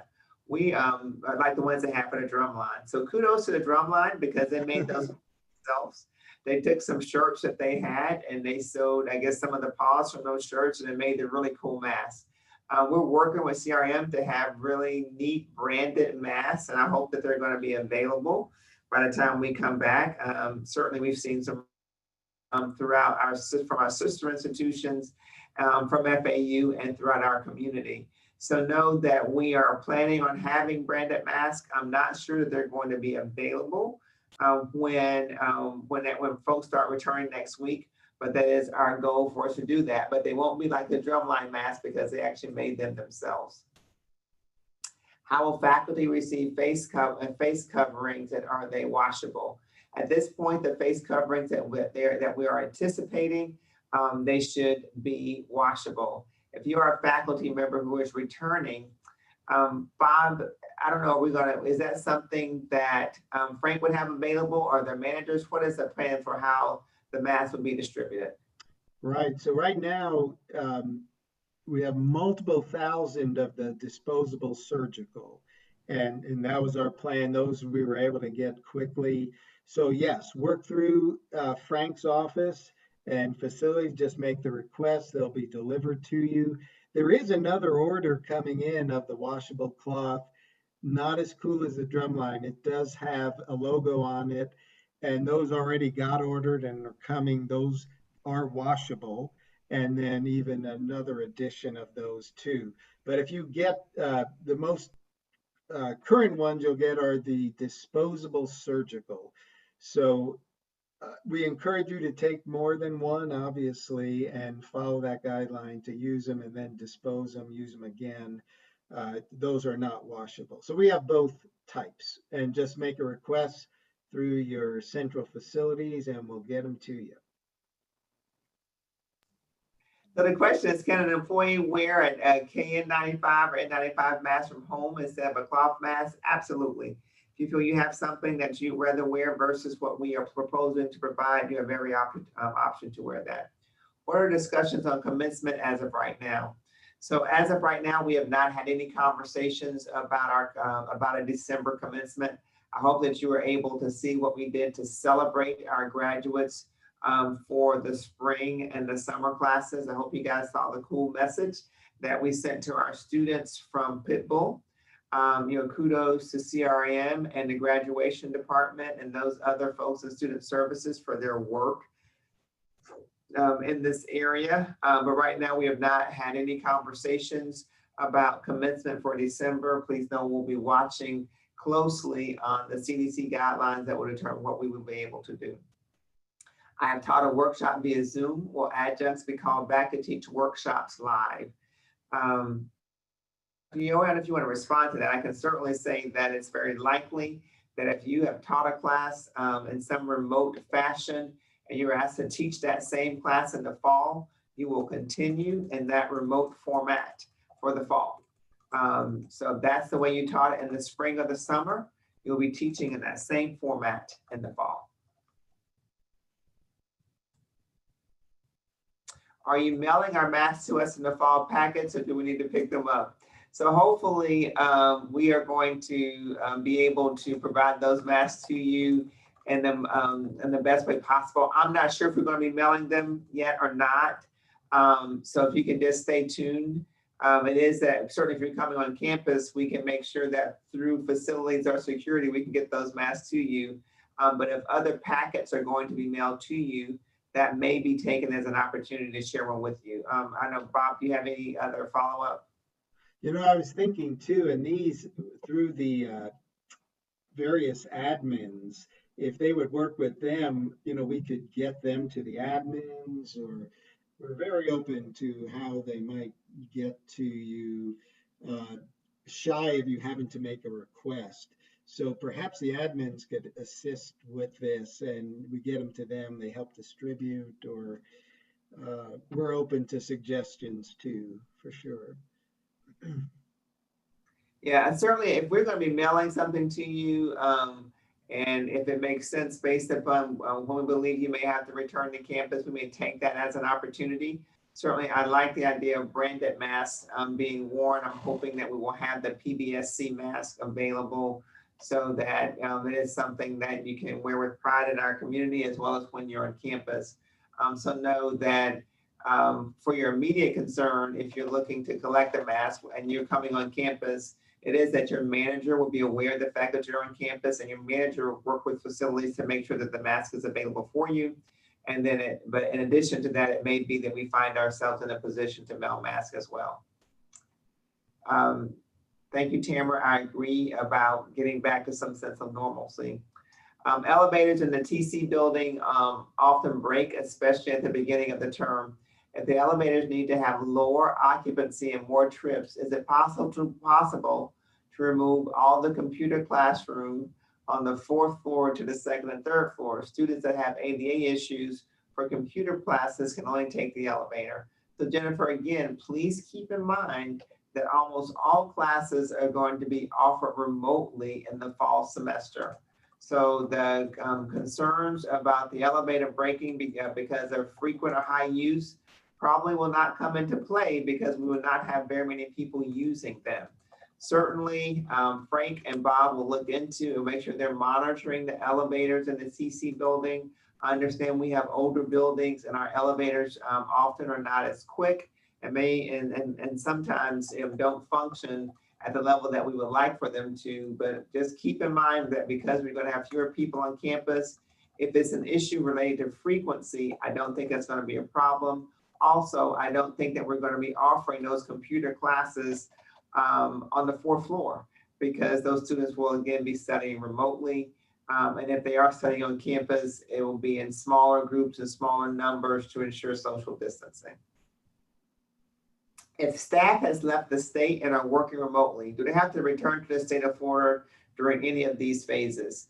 So I am not in a position to tell you from where you should work remotely. I only ask that you continue to provide the quality services that our students deserve from wherever you are. So if it is that you're working remotely and you're in Alaska and you have great internet connection and your students have access to you, or if you're able to provide the support that our students need and you've not been asked to return, you can continue to work from whatever location that best suits you. When will the video and document about PPE be available to us? So Ron, we're still working on those videos. We are still working on all those documents that were mentioned as a part of the plan. In fact, I know that Dr. Peterson and Rachel and Ken Labuddy were going to have a conversation about some things that we should have in place. Again, that's the advantage of having people phased in, so that, you know, for the leadership team coming in next week, all these pieces will not be in place, but we will have some pieces in place. But again, this gives us a chance to try things out as we actually, you know, put the systems in place to support the PPE requirement, the symptom checker, as well as the video. So Ron, stay tuned. As soon as those things are in place, you'll be notified as an employee that they're available and will have an opportunity to take them. I understand that for those of you returning next week, they may not be available. Please don't say that you're not going to return because you haven't done those things. I understand that. But we're working through the issue as quickly as we can so we can ensure that it is in place. Hold on. What are the performance measurements to determine effectiveness of phase 2?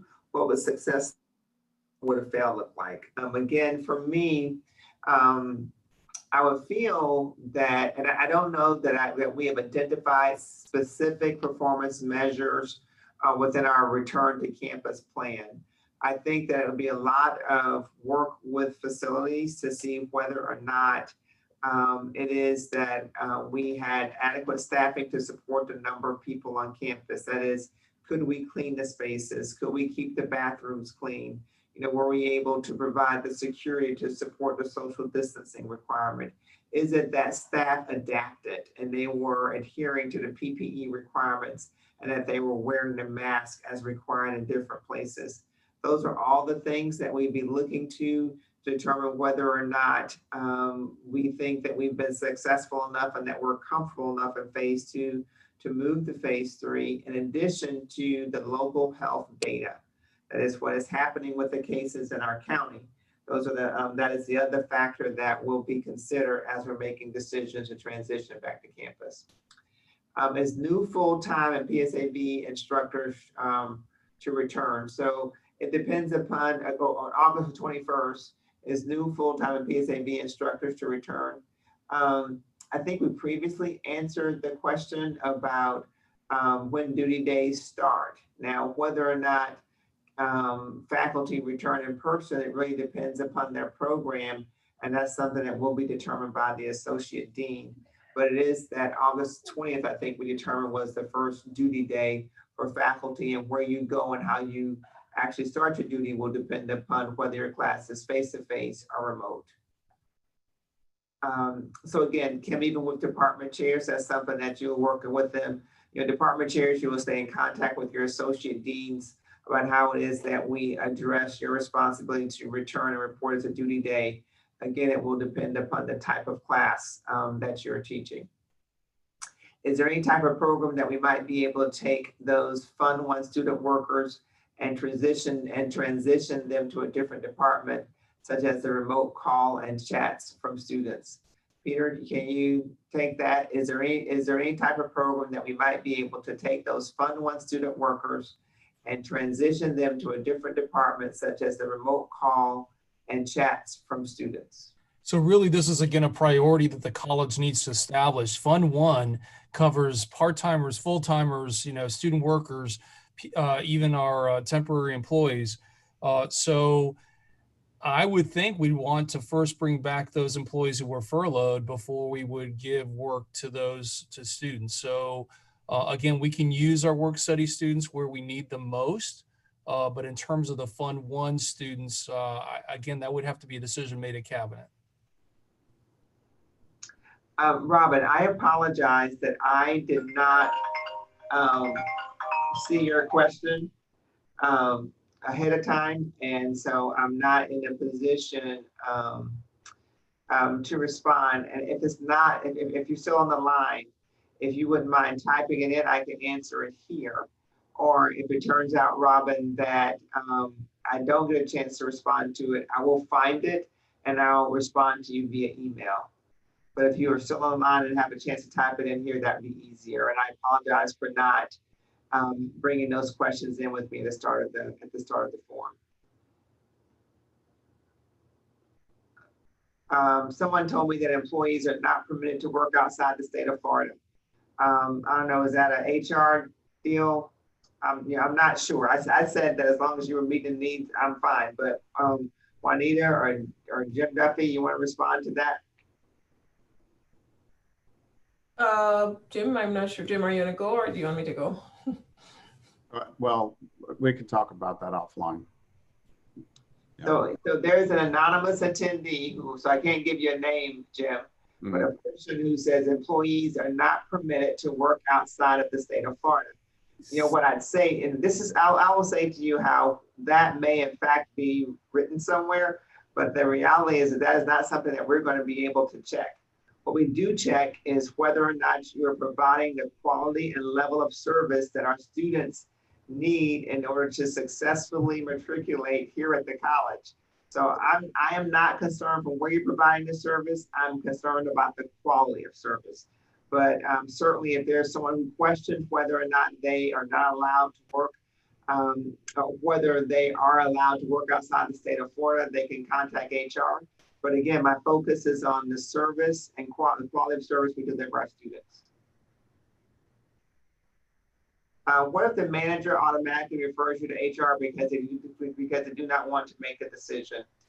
That happens frequently. I'm hoping that managers will take their responsibilities seriously, and they will try to work with you based upon the needs of their department. Unfortunately, I'm not in a position to micromanage at that. Be that you are referred to HR because your manager did not want to make a decision, but we certainly are tasking managers with that responsibility, and I hope that they will work with you to get for the solution. What are we doing about food this fall? Is the cafeteria and Dunkin' open? Jessica, you want to take that one? Yeah, at this point, we don't have any plans to reopen the cafeteria. We're considering possibly opening Dunkin', but we're waiting to gauge the number of people that are going to be on campus. We are restarting a number of vending machines will be effective as of July 20th, and our bookstores remain open for snacks and those types of things. But at this time, we don't have plans to reopen, and we'll notify everyone if that changes. Thank you very much, Jessica. Recent news reports mention that I thought maybe we answered this. The aerosolization of COVID allows to travel 15 feet or more, not just 6 feet. What measures would a college take regarding this, the science of the protection of students, faculty, and staff? So what I'd say to you is that we will continue to comply with CDC guidelines. So while I understand there are other reports and other made available to us, we certainly have a lot of information. And I'm hoping that we will all consider this information about the decisions that we make for our personal health and safety. However, the commitment that we're making is to follow the CDC guidelines. And based upon the CDC guidelines right now, it is 6 feet. And so that's what we're using. And if you find that it's more, that's why the face coverings would help with that, as well as the protective shields. But it is that we're following the CDC guidelines. So some part-time employees may qualify. Sandy indicated, someone asked a question about part-time employees, and she said that some part-time employees may qualify under the Families First Coronavirus Act, depending upon the circumstances. So if you find yourself in that position, please make sure you go to the link that was previously provided. Can we have hand sanitizers in each classroom? So keep in mind that very few classrooms will be in use. Bob, can you talk about what will be available for the classrooms that will be in use? What is the plan for those classrooms? Right, the ones in use, that is definitely the plan. So there will be a sanitizer, most likely to start, if you're starting soon, let's say this phase 2, there might be a bottle on a desk nearby. And we're also working on a plan for providing a spray bottle, disinfectant, paper towels too, that would be available to say, hey, I want to wipe down my area. Some might say, why not just provide the wipes? Believe me, I can't tell you how many on order we have of the disinfectant wipes. They're just not coming. So the spray bottle, paper towel, we're hope to have both. The challenge will be we have 400 classrooms. So, but initially to start, definitely sanitizer at a minimum, and then hope to have the spray bottle, paper towel as a standby. You could wipe down that surface. Thank you very much, Bob. When will the program-specific plans referencing the COVID protocol plan be made available on the website? Maybe give me until next week. I mean, we have them. Dr. Yohe has maintained them. I can't think of any reason that we would not want to make them available, like I said, on the internet likely. So give me a week or so for us to actually make them available.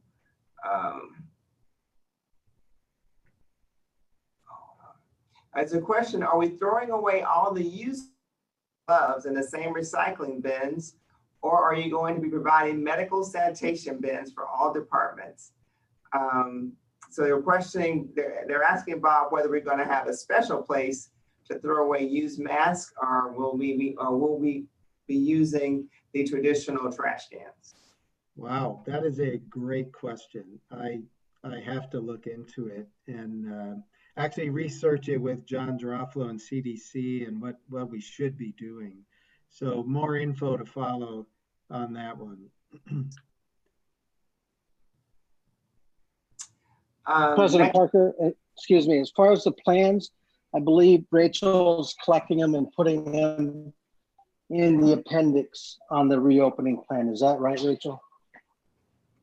They're actually going to be on the website. I didn't want to have 60 extra pages to the plan and an appendix. So Diego has informed me that he will take the plans. I've been sending them to him and posting them on the website.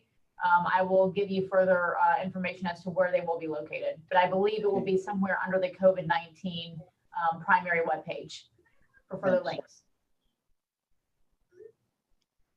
And since managers are already talking to staff about returning to campus and making plans, so they will need more clarity about who has to come back, when, and who can continue working remotely in phase 3. What I'd say to you, I think that the conversation about who returns will, and particularly in phase 3, is something that managers are kind of continuing conversations with with managers, and certainly something that we will be more informed about as we go through phase 2. And again, before you're asked to return to campus, you will be given, 2 weeks notice. So you will not be surprised, but just know that, you know, we have aspirational goals about what we're looking to do and how it is that we're trying to transition and to phase back on campus. John Prince Park has the homeless that come into the bathrooms and wash up. I'm not sure about that. And you may have more information than I do. And Dr. Bush, I noticed that you have gone, you're no longer on mute. So can you respond to that concern about John Prince Park?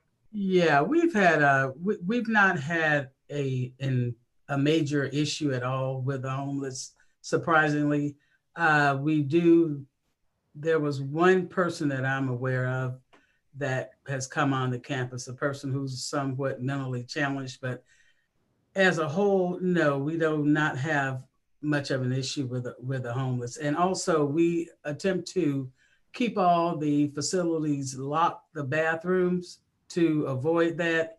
And we only open them upon request. Like if we know that, of course, in the PSD and the buildings, we don't have a problem because there are classes and people are there. But a small amount of the buildings, specifically by the CE building, we had an individual that was using that, but it's locked. So we do not at all have a major problem with it.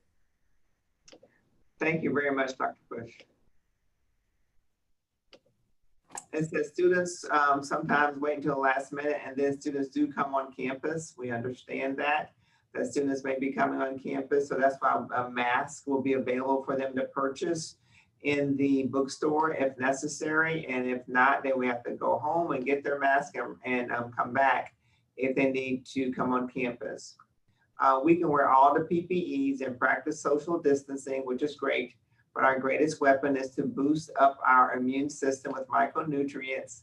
And they give a lot of different vitamins and minerals that we should consider. Nature and exercise, if we're all going to kick this viruses behind. Fear and keeping oneself and everyone around campus safe. Let's start promoting health, fitness, and the four corners of our campus. Thank you very much. Hi, President Parker, can I just add some information really quickly? Sure. Go back to the question regarding working out of state. The college is not licensed to operate in any other state outside except Florida, and we're not set up for any appropriate corresponding state taxes. So I just wanted to provide that information. Thank you very much, Juanita.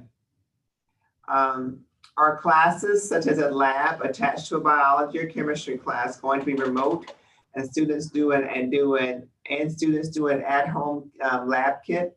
So what you've heard me say frequently is that I was doing all that I could to try to work with academic services or academic affairs to see if there are ways, I'm doing all that I can to work with academic affairs to see if there are ways for us to provide some labs in person.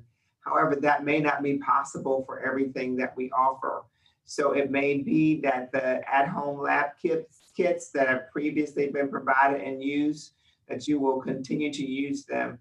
That conversation that you'll be having with your associate dean to see whether or not there was a way to make a transition. So please, if you have some concern about whether or not something different should be considered for your lab experience, contact your associate dean, and you can then work through and work out what is best or what may be best for your students.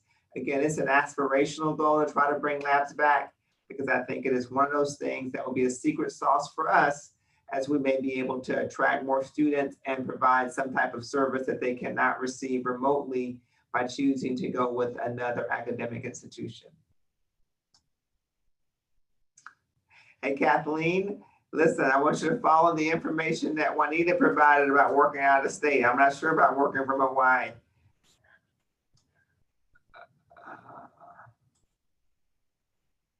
But again, it's services that we provide our students that's most important. Will the college be providing any type of training or education for employees on the following best practices and safe measures? measures aside from signing the PPE use agreement? Yes, in addition to the PPE use agreement, there also will be a training video that will be required. It's very similar to how we did the cybersecurity training. Again, that will not be ready to go live on Monday when some folks return to campus. However, we're continuing to work with Dr. Peterson and work with Ken LaBuddy to find ways for us to put those things in place for you. So yes, there will be a training video that will also be required in addition to the PPE use agreement. So our decision-making is being driven off of political science and not medical science. No, I wouldn't say that. I think it's medical science that has determined the safe social, medical science has determined the best way for us to keep ourselves safe while we're addressing a pandemic. That medical science is being provided to us via CDC guidelines as well as the health department. So I would say we're very much, as an academic institution, particularly following medical science, not political science. Hence the decision to continue to take as many classes remotely as we could, because we thought that was following medical science, so, and certainly not political science. So I'm sorry that you may see it that way, but my belief is that it's because we're following so closely with what the local data says, and also following what's in the CDC, that we are in fact following medical science.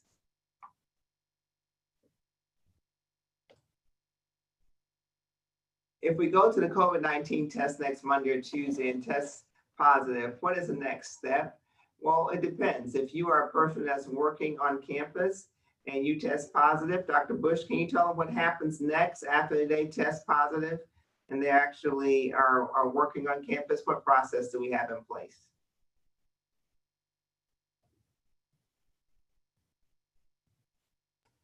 I apologize. Okay, everybody, please make sure that you read our specific protocol that's embedded in the return to campus plan, but actually what you would do to follow the plan. Please, if you test positive and you've, regardless of if you've been on the campus or not at this point, but if you test positive, please notify your immediate supervisor, and that person would notify myself or another member of what we call our operational task force team, and we will contact you immediately. If you're on the campus, we're going to ask you to leave and self-quarantine or self-isolate. We will begin documentation. We meticulously document every case, positive tests, as well as significant exposures. So we'll ask you to self-isolate. That'll be up to your campus leadership or your immediate supervisor. And then we'll start contact tracing. We're gonna talk to you. We wanna talk to the infected person personally. And we are going to find out every place that you've traversed on the campus so we can arrange for the appropriate cleaning and disinfection. And then we will, through the contact tracing, attempt to contact all of those affected people that you've had a significant contact with. And that's like no mask, less than 6 feet apart, and for an extended period beyond 15 minutes. And even so, we've gone even above the CDC guidelines. We just want to know everyone you've had contact with, and we'll advise those people appropriately as to how they can, protect themselves. We're going to ask them to either self-isolate for 2 weeks without a test, or we'll ask you to proceed immediately if it's been 6 days or more since the exposure, to have those people tested and wait for your results. So whichever occurs first, you get your results back first, those exposed people, or you wait the 2 weeks and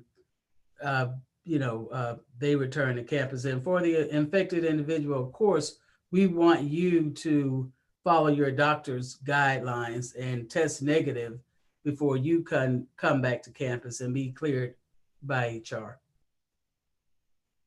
Thank you very much, Dr. Bush. There's a question of how we considered installing key card swipe security on exterior doors to prevent homeless from entering the buildings. I'd say to you that we have been looking and researching key card swipe.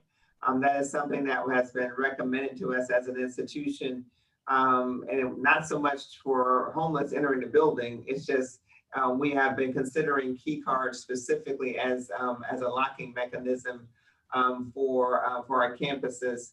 The only reason we have not moved completely in that direction is really more we have not had the resources to be able to do that across all of our campuses. But that is a goal for us to go to a key card swipe type of locking system for our campuses. There's a question about gloves. Will the college also be providing gloves, especially for those areas with shared keyboards or with the staff that must do repetitive cleaning? So what I say to you is that the reason that we did not require gloves is that we found that gloves are not recommended because it makes people, it gives people a false sense of security, and they're somewhat careless because they feel like, oh, I have gloves, and they find themselves touching multiple surfaces that if they don't have on gloves, they will not use. So I know that there may be certain programs or certain areas where gloves will be provided. If there's some special circumstance, there certainly could be an option that you can work very closely with your manager and facilities.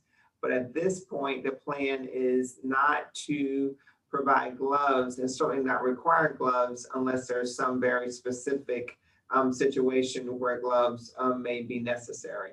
So again, that's something that you want to work out with your manager based upon your specific or particular situation.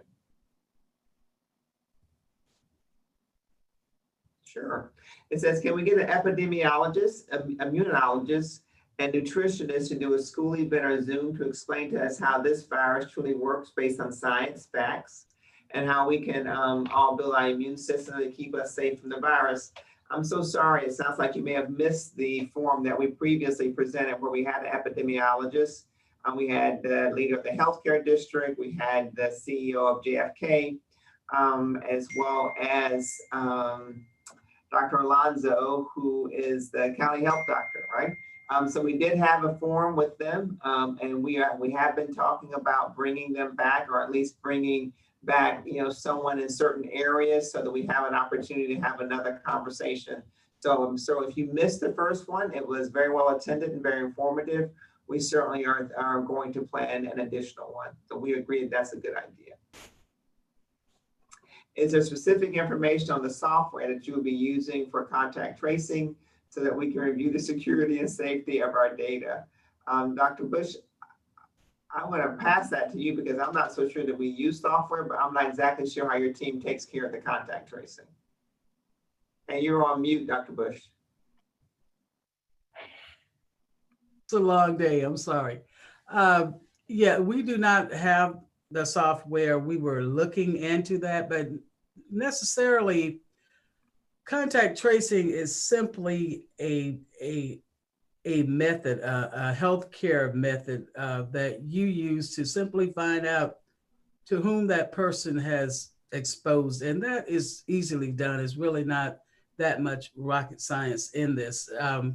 All you do is speak to the person individually. That person just tells you to whom he's been in contact with. And we in turn take that information and contact those individuals that have had a possible exposure to ensure that they do not continue to spread. So you really don't need a complex software program, just have to ask the right questions. And we do have a form for that we keep internally, and we fill that particular form out. And just President Parker, while I'm on this, we really do keep a meticulous track of all the cases, not just for the safety purposes, but for liability purposes. And we've not had a tremendous amount of exposure. I saw a question about how many cases we've had. Have we saw an increase in the last 2 weeks? And the answer is yes and no. Yes, we have seen an increase, but it's not that the exposure has occurred on our campus. I would say 99%, well, all the time from the cases that we've documented, these people are exposed elsewhere on their other jobs. They're required to be tested on those jobs, and then they notify us because we've asked them to, and everybody's been very gracious in sharing this because they don't want students and faculty and staff, they don't want to pass the virus on. So some people were like, we just got a call yesterday, 2 days ago. I tested positive last week, but the person hasn't been on our campus for over 2 or 3 weeks. They just want to give us the courtesy to let us know that they've tested, and then we document that. So yes, we've seen an increase, but we cannot show in any case that we've documented so far that the transmission happened on our campus. Thank you very much, Dr. Bush. So I hope that you kind of understood that once Dr. Bush and her team are made aware of a positive case, then that information is shared with the individuals that had some contact with the person with the confirmed case, as well as the campus lead and the manager. So it's not that you would have an employee who's tested positive and you not be made aware of the positive test. You'll be made aware of the test and been given instructions about what you should do if it turns out that you had direct contact with that person. And you'll see in the plan it talks about if you've had direct contact with the person who has a confirmed test, how you do return to work from home, and how on day 6 you're asked to go and get a test, and then return based upon the results of the test that you take. And we're anticipating you should have that at least by day 9. So we do make provisions if it turns out that someone has been in contact with someone. We contact them, we contact you, we make you aware of the circumstance and give you directions on how to proceed. And that process and protocol is also outlined in the Return to Campus document. There's also a question about how we're aware, and so I do want to talk to you guys about that. There are questions about how is it that we should make our community aware of confirmed cases. And it's very interesting because I can tell you that we've gone back and forth about the value of the information, particularly if, let's say, if a person happens to be on this campus and they're in the public safety building, and you happen to work like in the administration building like I am, the fact that that someone's tested positive over there really doesn't have any impact on me because I've not been in that area. But what we decided to do, because it was something of interest to many of our employees, is that we are going to come up with a mechanism. CRM is working with Dr. Bush to try to find a way to regularly at least communicate to our community a positive test was confirmed here. Here was the last time that person was on campus, that type of information, so that you can feel that we're operating with the transparency that you need to feel comfortable. So just know that we haven't decided how frequently that information will come out. Again, CRM is going to work with Dr. Bush's team to see is that a weekly or bi-weekly type of communication, and also we'll maybe making determinations of where we post it. So no more to come on that, but because there has been a request for additional information on confirmed cases on campus, we will be making sure that we provide information so folks are aware of when the person was last on campus, as well as the measures that we've taken to protect others who happen to use that facility, as well as make others aware who may have come in contact with the individual. If we could ask colleagues to please be mindful of their coworkers and adjacent offices if they share the same air conditioning vent, because I've seen 4 people gathering in people's offices without a mask. And although the door is closed, if I can smell your lunch from the vent, that means possible virus could also be coming through the vent. Maybe having group lunches outdoors, I think that's a great. If you could also always be mindful of what else is happening, how your actions may impact others when you return to campus, that would be most appreciated by all of us here on campus. Why were people not contacted in March when someone had been tested positive and had contact with other people? If someone tested positive during the month of March, there was that same type of contact tracing was actually put in place. And if there was a belief that you had contact with the person, you were notified. If it turns out that you feel like you did have contact and you weren't notified, it must have been an oversight, but we've made it a point that when someone has been in contact with anyone who's tested positive, we have notified them. So I'm unsure of what you are referring to, but certainly if you think it was an oversight on our part, I'd ask that you contact Dr. Bush and make her aware of it. So if we need to change something in our process, we will. But we certainly will do not. And please keep in mind that, you know, a lot of people haven't been on campus since March. And also, I think we're a lot smarter about how we deal with the pandemic because we've received more information along the way. So certainly it was not our intent to keep anyone. But if you have different ideas about things we can do differently, please share them with Dr. Bush. Thank you all for the questions that you're providing. Since the new regulations regarding international student requires that they attend some of their classes in person, is the college going to consider adding additional hybrid classes to the fall schedule? Dr. Yo, are you still on the line? So, first, thank you very much, Dr. Yo. Yes, I am. Okay, do you want to, I think we may have answered earlier, but do you want to answer the question? It says, since the new regulations regarding international student requires that they attend some of their classes in person, is the college going to consider adding additional hybrid classes to the fall schedule? Yes, we answered that earlier. The deans are working on it, Dean Scott Lubin with the other deans. And once we get those scheduled, we'll have the international advisor contact the international students. We have about 150 on across the college, 150 F1 students. But the classes will be open to all students. We're not going to just have international students in these classes. So yes, I think we're trying to look at a parallel program where, because interestingly, there are some students who want to come to campus and take their classes. They don't like the remote instruction. Right. We're not interested in adding sections that are going to be low enrolled. So. Thank you. Someone asked whether or not we also notify the health department about contract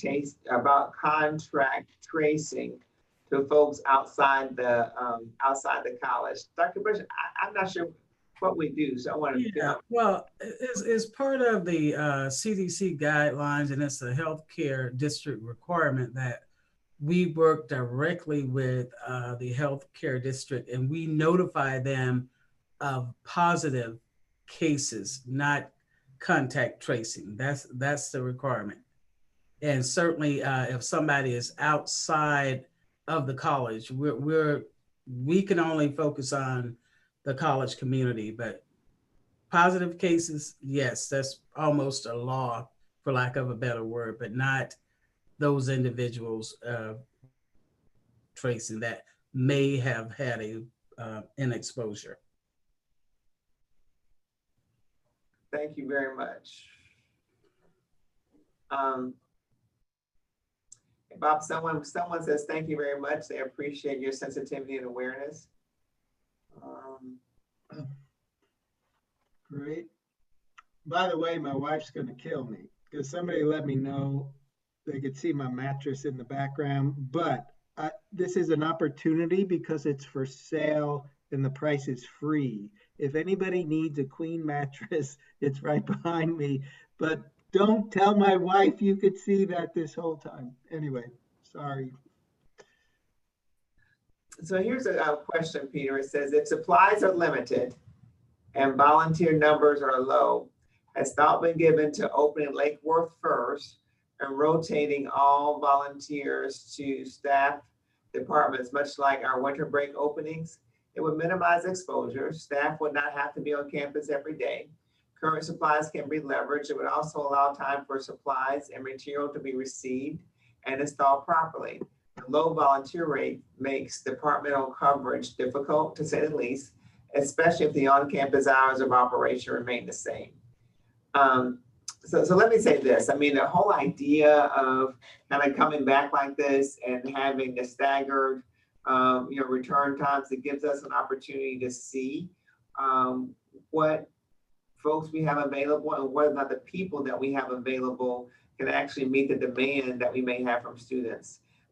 It may be that we may change and we may have to ask more people to come back, or it may be that, you know, it turns out that just with our, you know, with our leads, we can manage it. I just want you to know that we have to start somewhere and that we can make the adjustment as necessary. And that's why we're looking to this 2-week notice.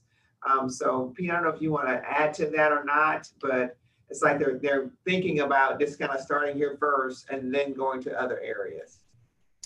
Yeah, we're gonna learn a lot in this process, and we're trying to prepare accordingly because we do expect, especially on August 15th, for there to be this onslaught of students. But again, as the president said, if we were, even if they come to campus, I can still work with people remotely. Now that we're able to ooze into other space and into different offices, I can set up computers where students can Zoom with an advisor or with financial aid or with admissions and registration without the need of them having to go to that specific counter. So we're really looking at that. The deans of students are working hard to determine how is it that we can make this work, realizing that not everyone's going to be here. But I do want us to push for some extended hours because it's very difficult for us to service everyone, especially now that we're on the 4-day work week, all the students prior to August 31st. Thank you, Peter. That's a question about the height of the plexiglass shields. I'm going to tell you that when you see them, they're pretty tall. And so that's just it, having people come on campus and actually work and see them. And I think having them come on all campuses, you have a chance to see what's already in place, and people can start to get more comfortable with the measures that have been put in place by facilities that keep us safe. So I admit it's difficult to see exactly the height from the pictures, but we're hoping to have people come in and see the height that you're comfortable. And Bob, do you happen to just know how tall generally those plexiglass shields are, the ones you put on the desk? Yes, and in fact, pretty much everyone is custom. So you have seated height, and it depends if the person's coming standing up in front of you. We want to give that protection. But we have our managers go out, they meet with folks, but each area is actually custom measured for that particular scenario. So it's not like, hey, this is the only thing you're going to get and it shows up. So it's actually customized for your special need. And if somehow it arrives, it doesn't work, we'll probably take it, repurpose it somewhere else, and redesign one. So everyone's made custom. We have a quick turnaround time, a really good vendor working with us. So that's also the encouragement of working ahead of time, try to give us at least a week notice on these, and that would be helpful. Thank you, Bob. There's a question about whether or not the mobile unit will be coming to the Boca campus. No, and the reason that it's not coming to the Boca campus is because there is free testing available already at the FAU Boca campus, and that would be available to our faculty, staff, and any students that may want to get tested right there. So we didn't see the need to schedule a mobile unit on our campus, since FAU already has it available, and I think is near Tech Runway, which I think is even closer to our buildings. So therefore, that is why we didn't schedule on the Boca campus. And I think that's at least all the questions that we currently see in the queue. So I want to say thank you very much to all of the leadership team that that stayed on the call to respond to questions. Certainly, I really want to thank Bob and Delsa and Rachel, particularly for your leadership in these areas. This has been really hard to try to pull this all together. And I want to thank each of you for your questions. I think it's important for us to understand. I certainly learned something from you all today, and some of the responses and questions that we received will guide our work as we continue to modify and work with this living document. Know that there is no intent to hide anything from you. There's no intent to bring you into an unsafe environment. It is our goal to ensure that we bring you back so that we can continue to provide the superior service that our students need. And we're depending upon you to keep that in mind as we ensure that we work to keep you safe. I think that we've covered all of your questions. And again, if something else comes up, I see one new message that just popped up. Let me see what it is. Certainly if something else comes up, you're welcome to send me an email or Delsa directly, or Rachel, or Dr. Rabanis. And just know that, I really stand by our efforts as we continue to be Panther proud, Panther strong, and most importantly, Panther safe. So it's just about 6. So I know that you guys are just about, many of you, if you've worked a traditional, now summer traditional 4-day week, it's just about the end of your day. I just can't thank you enough for all that you're doing. And it's so important that you continue to stay safe. And with that, I'll say we're signing off and ask that you have a good evening. Big shout out to Dr. Yowie for calling in from his vacation. Really appreciate that, Roger. Please hang up and go and enjoy your family. So will do. Enjoy your evening.